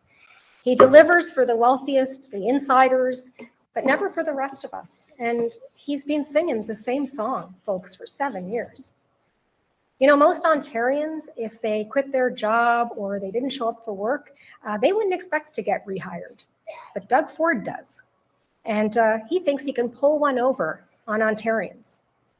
Well, we can't afford another 4 years of this. We can't afford more hospitals closing. We can't afford to lose more family doctors or nurses so burned out because they've been so disrespected and taken to court by this government. We can't afford wait times in our emergency rooms of 10 to 22 hours if you're lucky enough to find an emergency room even open. You know, along Highway 11 right now, since we're in Northern Ontario, there are 800 kilometers between Timmins and Thunder Bay. There is one delivery unit on that highway, along that highway, for all of the women who need to give birth. Think about that, right? That's Ontario today under Doug Ford, and that's the North. Homelessness in every community, an addiction and mental health crisis, the cost of everything just completely out of control. Ontario needs new leadership, and we need new ideas. In this election, you can trust me to be on your side. As Premier, I am going to fight against the rising costs. I am going to defend every job in every sector. I'm going to hire doctors and build homes, and I am also going to fix our schools. Listen, you're going to hear a lot over the next few weeks about the legacy of Doug Ford. I want you to think about what we can do that's better here in the province of Ontario, how we can change things. And so with that, I will entrust you to consider supporting me as your Premier and to vote for a government, an NDP government that's on your side. Thank you.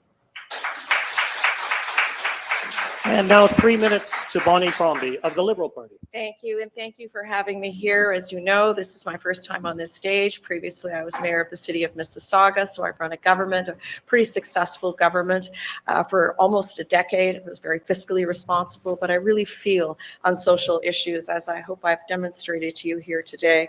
What I want to say is that looking around at this tariff threat and Donald Trump to the south of us, I can't imagine that there's another premier in this country that would choose this moment, choose now to call an election. Honestly, we all want our premier to be hard at work at their desk, working, protecting jobs, our jobs, not just his own job by calling an election. It is irresponsible. But I think you've heard a lot tonight about the choices that you're facing. One thing's pretty clear. I don't think that Doug Ford deserves 4 more years. Our northern and our remote communities are really struggling. under 7 years of Doug Ford. And he raised the issue of trust. You can't trust him because he doesn't deliver. He doesn't do what he says he's going to do. Sure, it sounds folksy and kind of nice, but it's not real. It's not true. Back in 2018, he said he'd end hallway medicine. The wait times have doubled. Back in 2018, he said he'd cut your taxes. He hasn't cut your taxes. He didn't get it done, but I will. As part of my platform, I'm determined to do it. In 2022, he said he'd build 1.5 million homes. I was a mayor. I thought, oh, this might be good. We'll get some incentives to build. It didn't happen. It didn't happen. He didn't get it done. Our record today is worse than it was in 1955. Worst housing on record. Jobs are leaving the province to other provinces that have figured it out. BC is building 70% more homes than we are. Think about that for a moment. So is Alberta, 36% more. Even they figured out how to get it done under the same fiscal framework, under the same constraints like interest rates. You need a real partner here with the municipalities, and I'm someone who's walked in your shoes and I understand what's happening. Sure, lots of downloading. That downloading has to stop. Our mental health and addictions issues, they need a plan. They need proper funding behind them, not 350 beds, which doesn't go anywhere, not even in the city of Toronto, let alone over 10 years, spread over how many municipalities. This is a crisis right now, what is happening to people who are homeless, over 200,000 of them, people facing opioid issues. I have a plan. My plan is to ensure that you get the basics right. I'm going to ensure that you have a family doctor. I'm going to invest in industries as well. But my most critical goal for you is to ensure that all 2.5 million people in Ontario have a family doc. I'm recruiting 3,100 of them for less than the price of his fantasy tunnel under the 401. He'd rather put money into a foreign spa than put it into our healthcare system. He's putting more money into our spa than into the healthcare system. We're going to cut your taxes and build affordable housing. Thank you very much for having me here today. And that concludes our debate this afternoon. I want you to thank you for being Well, part are you of still this there? It looks like important element of 633 of you were still there on our Rumble channel. You did better than me. I found myself blacking out several times, and it wasn't a pharmacological reaction. It was just, I was lulled to sleep. I have recorded this debate, and we'll make it available to any parents who have trouble having their little babies have a little snooze. It'll put anyone to sleep. I think there's a few reasons for that. I mean, one of them is there's only 2 debates in this entire election, and one of them was forced into the theme of northern issues. So they talked about, should we twin this highway or not? Should we have new forestry innovation in this factory and burn biomass for energy? And I'm sure to a niche group of people, those are very important and interesting subjects. But for the largest province of Canada, which is having an election for all of its citizens, right off the top, it was of little interest to most viewers. In the opening and closing statements, I think some of the politicians made remarks that might be clipped on TV. Doug Ford talked about this as a big battle the next 4 years with Donald Trump. Fair enough, that's true. I'm not sure what the provincial premier, what his role is in that. As one of the other party members points out, you went to Washington and couldn't get a meeting. And I say again, what can a provincial premier do? Really nothing. It's a federal matter. There was all sorts of daydreaming there by the 3 opposition parties, and really I could not distinguish between them. I know that there are some micro differences.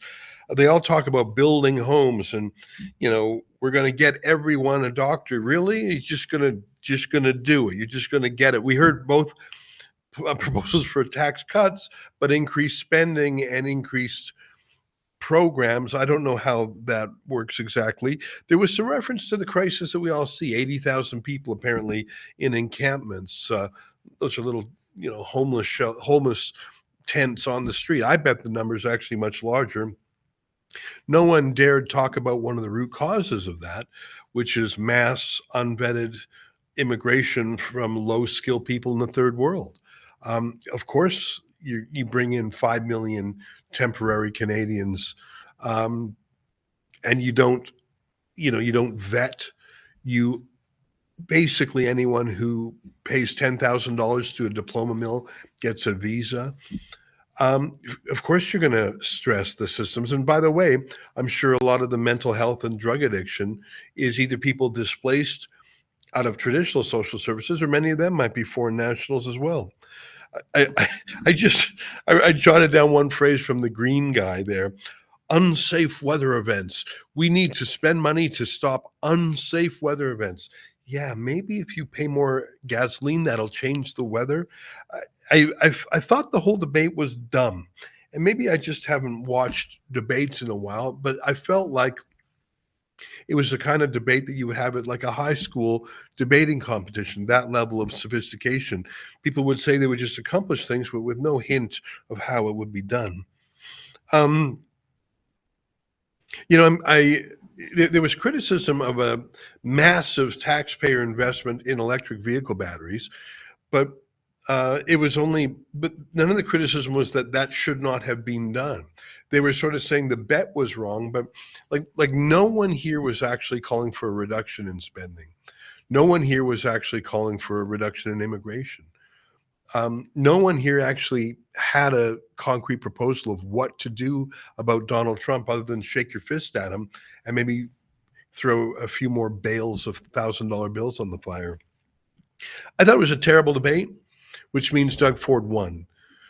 I don't think any of his opponents landed a blow on him. I think that I'm not going to say the debate was low energy. I'm just going to say it seemed very divorced from the interests of Ontarians. And again, I say again that was partly, it was structured that way.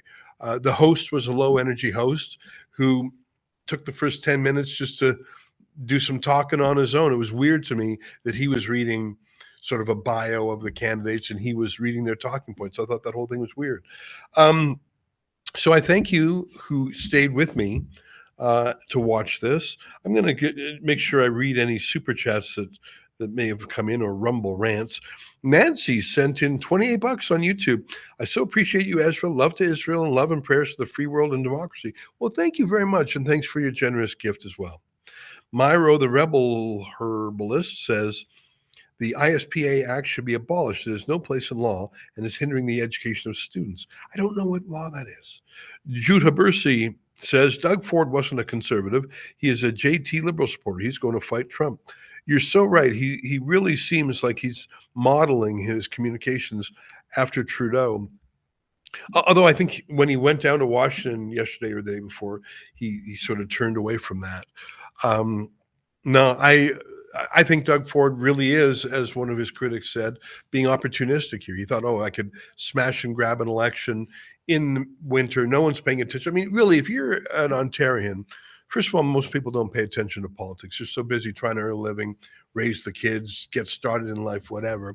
Those who are paying attention to politics, I put it to you, are either paying attention to the Trump phenomenon or are paying attention to the federal mess in this country, Trudeau proroguing Parliament, and then Mark Carney and Chrystia Freeland duking it out in a bizarre contest while the Parliament's prorogued, a contest where foreign nationals as young as 14 years old can participate. That's got people's attention because that's crazy. Having a boring debate about in an election about nothing. I mean, I really don't know what the ballot question is that Doug Ford, I mean, you could tell he wants people to say, I trust Doug Ford to fight for Ontario. But how? He's not the federal government. He's not the foreign affairs minister. He's not in a position to negotiate with Trump. He went to the White House the other day. Trump wouldn't meet with them. What are you going to do besides slopping around more grant money, which is just borrowed or taxed? Anyways, I lived through it, and so did you. Thank you for spending some time with us. I think they're going to have some Q&A, but I can't bear to stand that, so I'm going to wish you adieu right now. Thanks for being here. We are going to let the live stream roll with that Q&A, I understand. Is that right, Olivia and Efron? Do we have that coming? You know what? I'm going to do one more thing. And where would I find that, Olivia? Okay. I just want to tell you guys one more thing because, we do try and pay the bills here. And one of the ways we do that is talking about our sponsors. Would you give me 1 minute to do that? I want to talk about 5G free. I want to talk about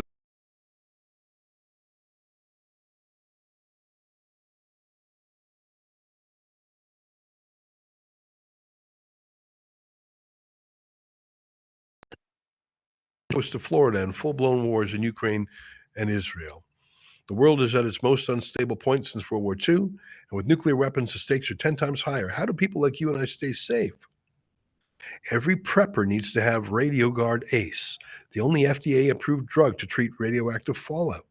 Only the feds had it until now. That's why Rumble partnered with 5G Free, the only company in the world that has a supply of RadioGuard ACE and the ability to prescribe it prophylactically. Get the radiation emergency kit with RadioGuard ACE, potassium iodide, Zofran, and a Geiger counter. There's simply no other tool in your arsenal to protect against a radioactive threat. Go to 5gfree.com, code STUDIO to save 15% and get your radiation kit now. Well, that sounds very interesting. What an interesting sponsor, and I'm glad to have them on the show. Thanks, everybody, for sticking with me. I'm going to say goodbye. Keep watching this riveting Ontario debate. It protects the places we love, and it makes your life more affordable. Can we get your reaction on Ford Sparky?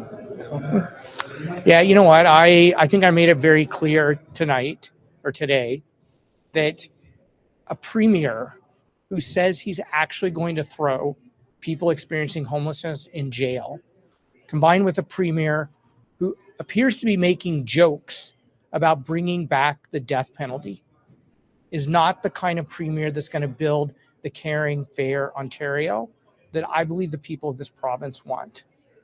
I think it is cruel for this premier to make jokes about the death penalty and to talk about putting people experiencing homelessness in jail.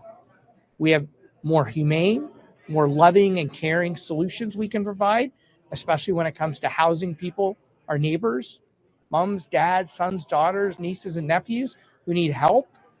And we need a premier who's not going to make jokes about the death penalty. This campaign, it seems like your biggest fight is over 3 ridings primarily. Why should people in the rest of the province vote Green? Well, I think the Ontario Greens are fighting hard in a number of ridings where we have local champions who are going to be the voice of their constituents, advocating for people in their ridings over being the voice of the leader or the premier in their riding. I look at ridings like Parry Sound, Muskoka. I tell Matt Richter all the time, I'm not your boss.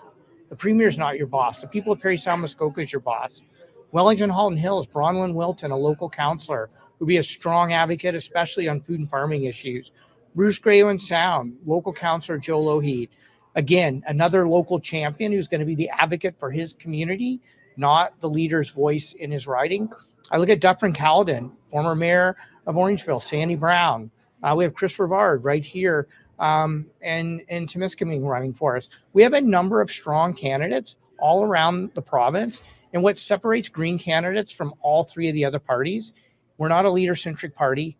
I'm not their boss. You, their constituents, are their boss.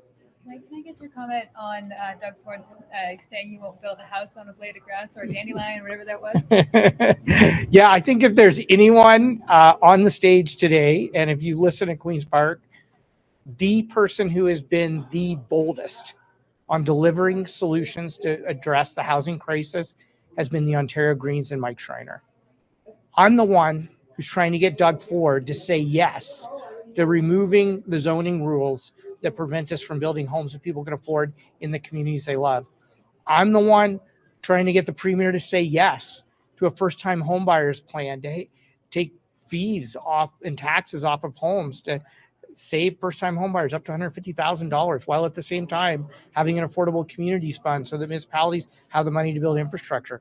I'm the one who's been telling Doug Ford we have to protect renters. I'm the one who's been telling him we have to build affordable and deeply affordable nonprofit co-op and supportive housing. He said no to all those things. So for the premier to stand up here and say, I'm not interested in building homes is absolutely wrong. And I would say to the people of this province, we need a premier who's going to say yes to housing. I'm that person. Can I get a comment from just to follow up on that? Sorry. Was it a lie? What he said about you not wanting to build homes on grass? I want to build homes, and some of those homes will be built on grass. They will be built on dandelions. They will be built in the communities we love.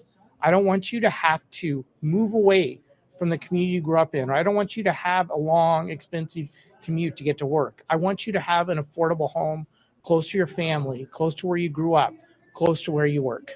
Can I get a comment from you on a topic not addressed today, the post-secondary education at Ontario colleges?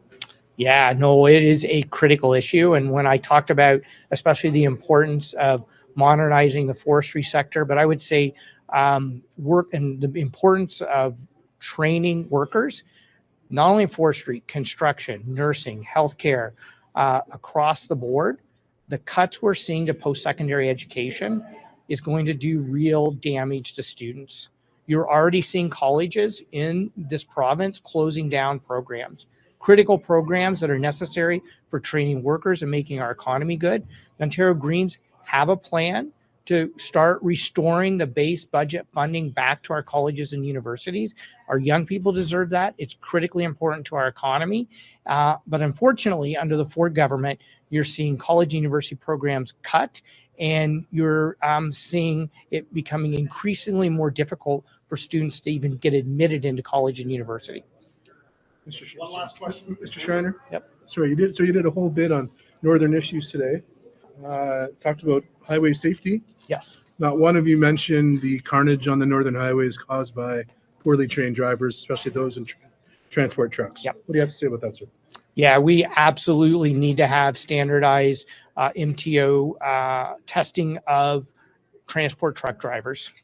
We have to ensure those drivers are properly trained, can pass tests, and are safe on our roads, because we've seen far too much carnage on northern highways, and far too often it's transport trucks that are involved in that. Thank you very much. Thanks, everyone. Next is Bonnie. Thank you very much.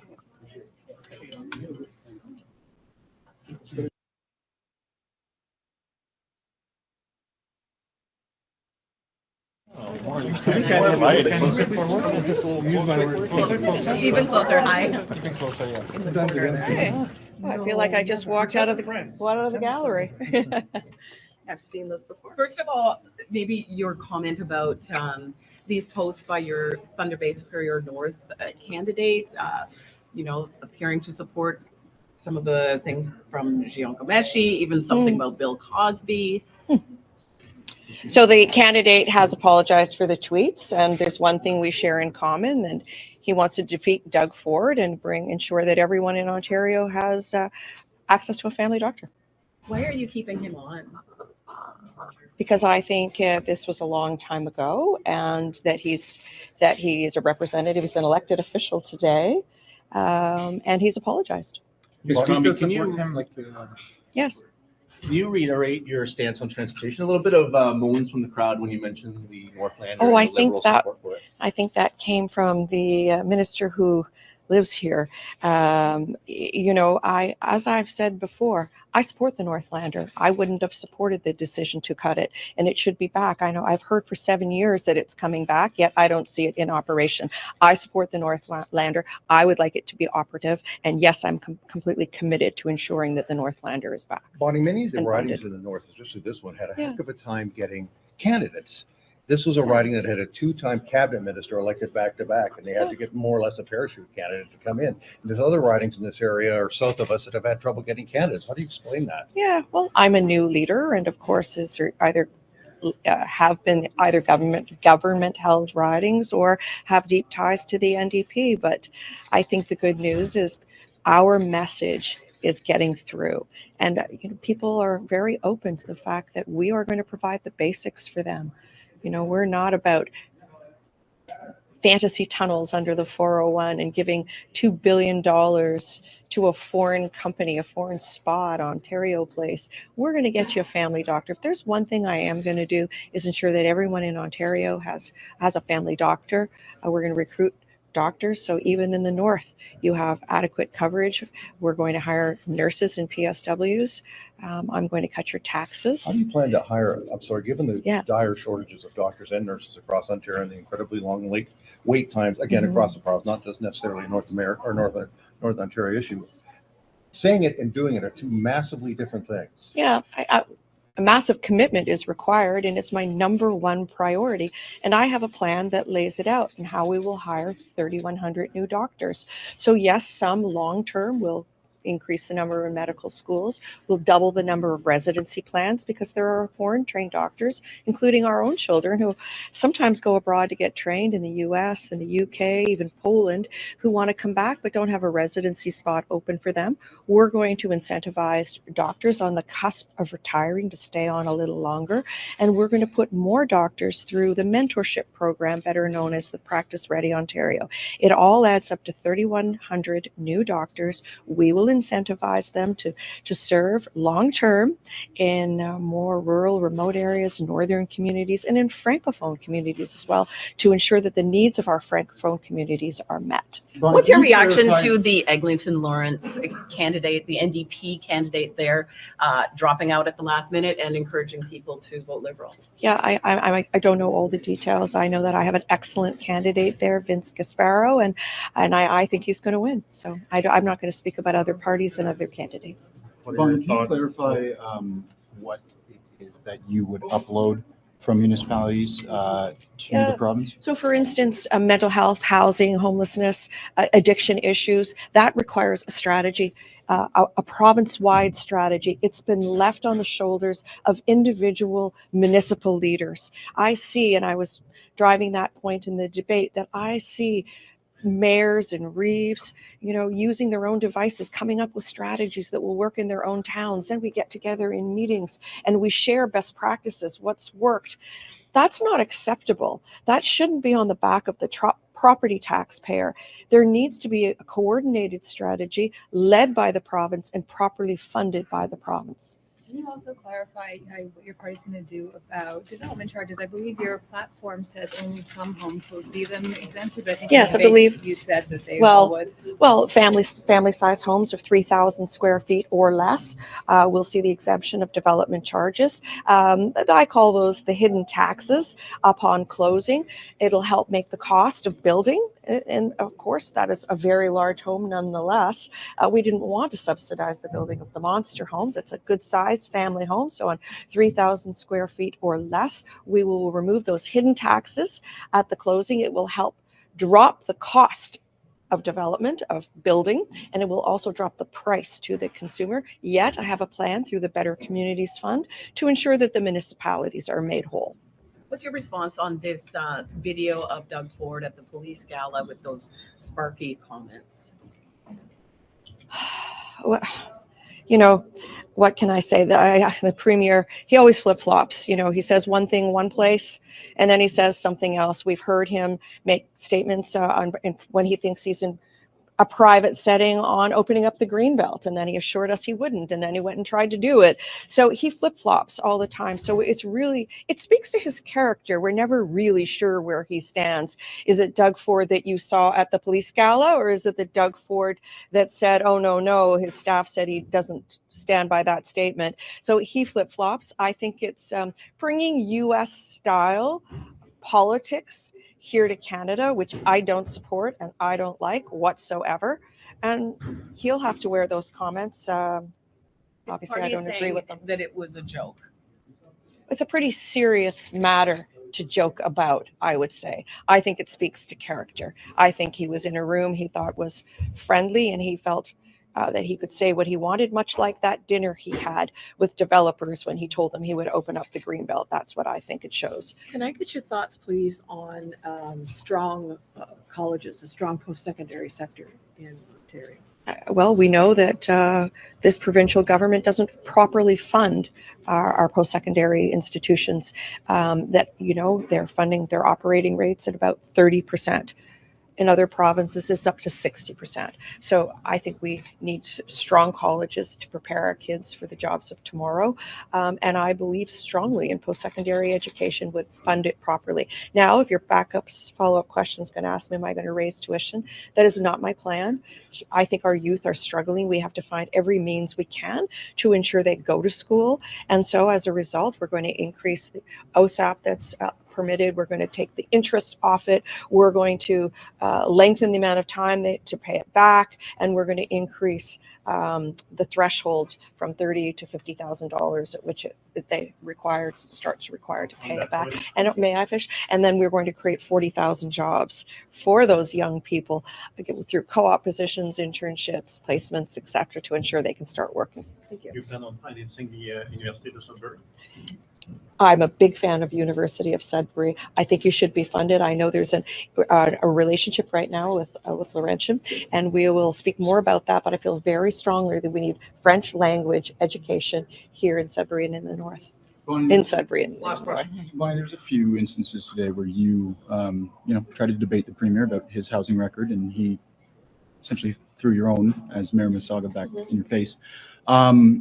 Just wondering, would you have done anything differently now to have got more homes built in Mississauga that you would? I will say that I spent almost 10 years as mayor, and it's just been in most recent that we've really felt the crisis that evolved with our housing and the need to get more housing built quickly, and housing that's affordable, not just, my city was built around a 4-bedroom family home with a picket fence, but that's not appropriate for starter homes or newcomers or seniors. So I think as mayor, I really embrace density and intensification and embrace public transit, and was the first mayor to introduce fourplexes as of right into our city, and I think we are moving in that direction, and I feel very strongly. And so when it came to our housing platform, I recognized the need to build more homes, affordable homes, and to do it faster. And how can we get that done? How can we lower the cost of building, lower the price to the consumer, and also make the cities whole at the same time? That was my goal, because I knew that's what I had faced when I was mayor. And we did it. And I'm so proud of my team, and I hope others emulate the plan. And I think some have. Thank you very much. Thanks, Bonnie.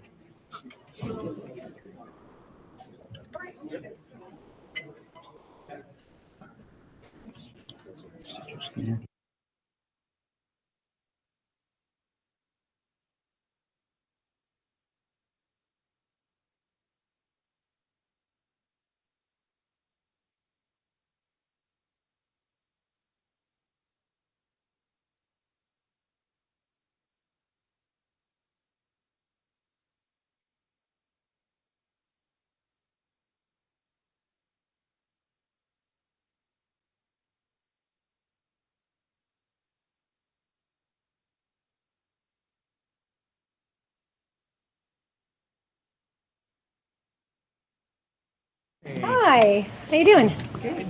First of all, your response to your candidate from Eglinton Lawrence dropping out at the last second there, what happened? Yeah, it's disappointing, obviously. And I really believe that everybody, including the folks in Eglinton Lawrence, deserve to have a candidate who reflects their values, an NDP candidate to vote for. Were you given a heads up at all? No. How close to the deadline did that happen? I don't know, actually. So all I know is that they've made decision. Yeah, I think so. How do you feel about that candidate supporting the Liberal Party?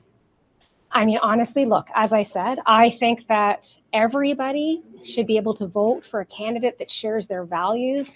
I think for many of the folks who are going to be supporting us, the current Liberal leader in particular just does not reflect their values, or frankly, the values of many past Liberal voters. What do you think of Doug Ford's comment about the Sparky? Send them to the Spark. Well, look, this is Doug Ford, right? He says one thing in front of the public and then another thing behind closed doors, and he does it over and over again. He has shown us who he is. I will say, I think they're disgusting and inappropriate comments. But look, as Premier, Ontarians can count on me to always be clear about where I stand on issues that are very close to the values of Canadians, including that one. Ms. Stiles, you criticized Premier Ford on his moving in to remove encampments and saying that there's nowhere for them to go. What's the plan for the NDP to help people facing housing issues? Yeah. Well, look, you can move people from one park to another park, but you're going to move them out of one, they're just going to go to another. The solution to homelessness is housing, without question. And so we have a plan. It's one of our priorities to build truly deeply affordable housing. And a big part of that is 60,000 supportive housing units with wraparound support, which is what we really need to get people who are, many of them who are in encampments or living homeless, a safe place where they can have wraparound supports. Just as a follow-up for injection sites, are you for those? You know, as I said, look, I think what Doug Ford has done in taking away resources and supports rather than you don't take any resources and supports away from people who are desperate, where we are losing lives every day without replacing it with more and better. Doug Ford talked a lot today about the need for things like rehab, but I just don't see those beds. People are waiting for months, if not years, for those spaces. When somebody is asking for help or support, they need it right away.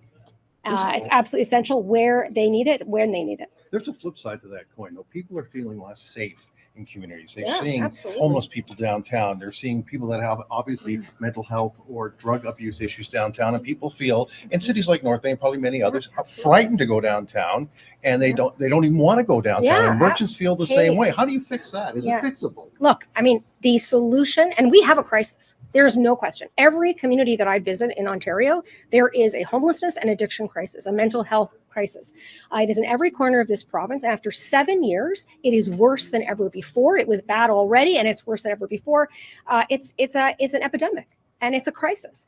And Doug Ford and his government are not treating it with the importance that they need to and the priority. We should be acting like it's a crisis and putting those supports into communities right away. Instead, what we have is Doug Ford giving a little bit of money and making municipalities compete for limited resources. That is not the answer. Municipalities shouldn't have to do that. The resources should be there right now. And that's the solution. It's housing. It's housing and it's healthcare. And neither of those things are things that Doug Ford really wants to talk about, because the truth is that in Doug Ford's Ontario, healthcare is in a crisis. It's worse than it's ever been. And more and more people cannot afford housing. How does that correlate to the safety issue, though? Oh, absolutely. Well, because we need to address it with the supports, getting people the support they need right away, getting them into shelter, getting them housing, getting them the health care they need. And that might mean a rehabilitation. It might mean detox, that these are the supports that people need, and they need it urgently. And I can't stress that enough, because as I said during the debate, we're losing lives, but these are our brothers, our sisters, our nephews, our nieces, right? These are our children. Everybody I talk to when I'm in communities will say, yes, this is a huge crisis, no question. But we want people to get the care they need. That is the priority that I'm hearing from Ontarians. Marit, today the PC leader seemed to dismiss a number of things that you said by saying that, you would raise taxes, or you're favorable of taxes. You've announced a number of, big ticket promises. Do you plan to raise government revenues in some way, cut other things? Can you just talk about that financially, please? Doug Ford doesn't want to talk about his record. That's what's going on here, right? He doesn't want to talk about real solutions. This is the third election where Doug Ford has talked, for example, about reopening the Northlander. Where is it? This is the third election he's talked about building homes. Where are they? This is the third election where he's talked about fixing hallway healthcare. It's worse than it's ever been before. It was bad under the Liberals. This government has poured gasoline all over it. So 3 elections in a row, he has promised Ontarians these things, and every single thing has just gotten worse and not better. And he doesn't want to talk about his record. My interest is in shifting things from some of his terrible plans, his bad deals and his scandals, and into investments that actually are going to take care of Ontarians, building homes, truly deeply affordable homes that people need right now, fixing our healthcare crisis. I mean, my goodness, I've been coming to Northern Ontario for 30 plus years, and it is worse than it has ever been. And it's always been a bit of a problem up here. So we've got to do something about this. 800 kilometers between Timmins and Thunder Bay, there is one delivery unit, one place where a woman can give birth. Think about that. Think about what's coming, the tragedy that is coming. We have to do something about it, and we have to do something now.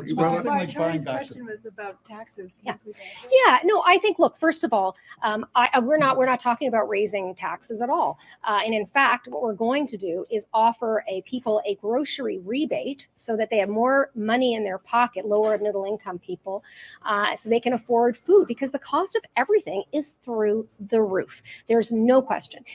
Doug Ford is putting aside, what, $80 billion or something for this fake tunnel under the 401. I'm scrapping that deal. Okay, I'm scrapping that deal, and I'm actually going to invest money where it can be the most use to the most people, which is things like a grocery rebate. It's like actually building truly deeply affordable housing. And it's actually making sure we create those medical school spaces, for example, to hire the doctors that we need in the province of Ontario. How much does it matter if you're down one candidate, if you don't have a full slate? Look, I mean, obviously, like, we had a full slate. I want a full slate, but at this point, for me, it's, look, we're focused very much on where we can flip blue seats to orange. That's what I'm doing, and I'm finding that in the communities where we need to flip those seats, we are seeing a lot of momentum building.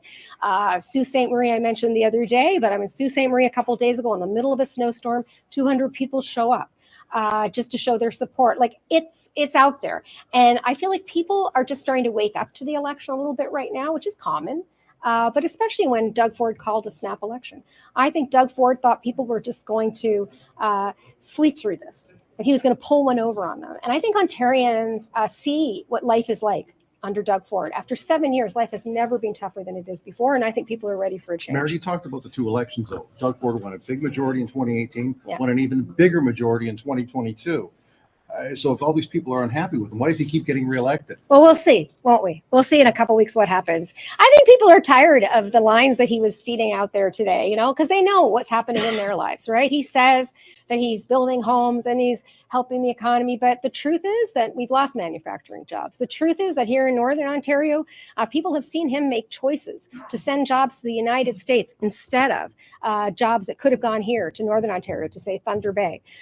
We've seen it over and over again. He makes choices to favor his friends, wealthy people, insiders, against the interests of Ontarians. And I think the proof is in the pudding right now. Life is tougher than it's ever been. The cost of everything is through the roof, and 2.5 million Ontarians don't have a family doctor. Nobody that I'm talking to is saying life is so much better under Doug Ford. Maybe Galen Weston is the only one who can say that, but I haven't met many people who can. So I think it's time for a change, and people are tired of the same old promises that he makes every election but never delivers on. Can I get your Last thoughts question. on a strong post-secondary college system? Yes. Yeah. And here we are, right, in the middle of one of a post-secondary institution. And what I'm hearing all across the province of Ontario is people are really afraid. Our colleges and universities are in extremely difficult place right now. Doug Ford and the Conservatives have underfunded post-secondary education to the lowest level of any province in Canada. And that underfunding is really catching up with us now. So colleges are cutting programs, and not just any programs that we need to build the workforce that we need right now and for the future. This is absolutely essential. And for us, investing in and bringing up the funding for post-secondary institutions, supporting our students is part of our plan to tariff-proof Ontario, because we need to build the skilled workforce and the economy of the future. Thank you. Thank you. Thanks, everybody. Thank you.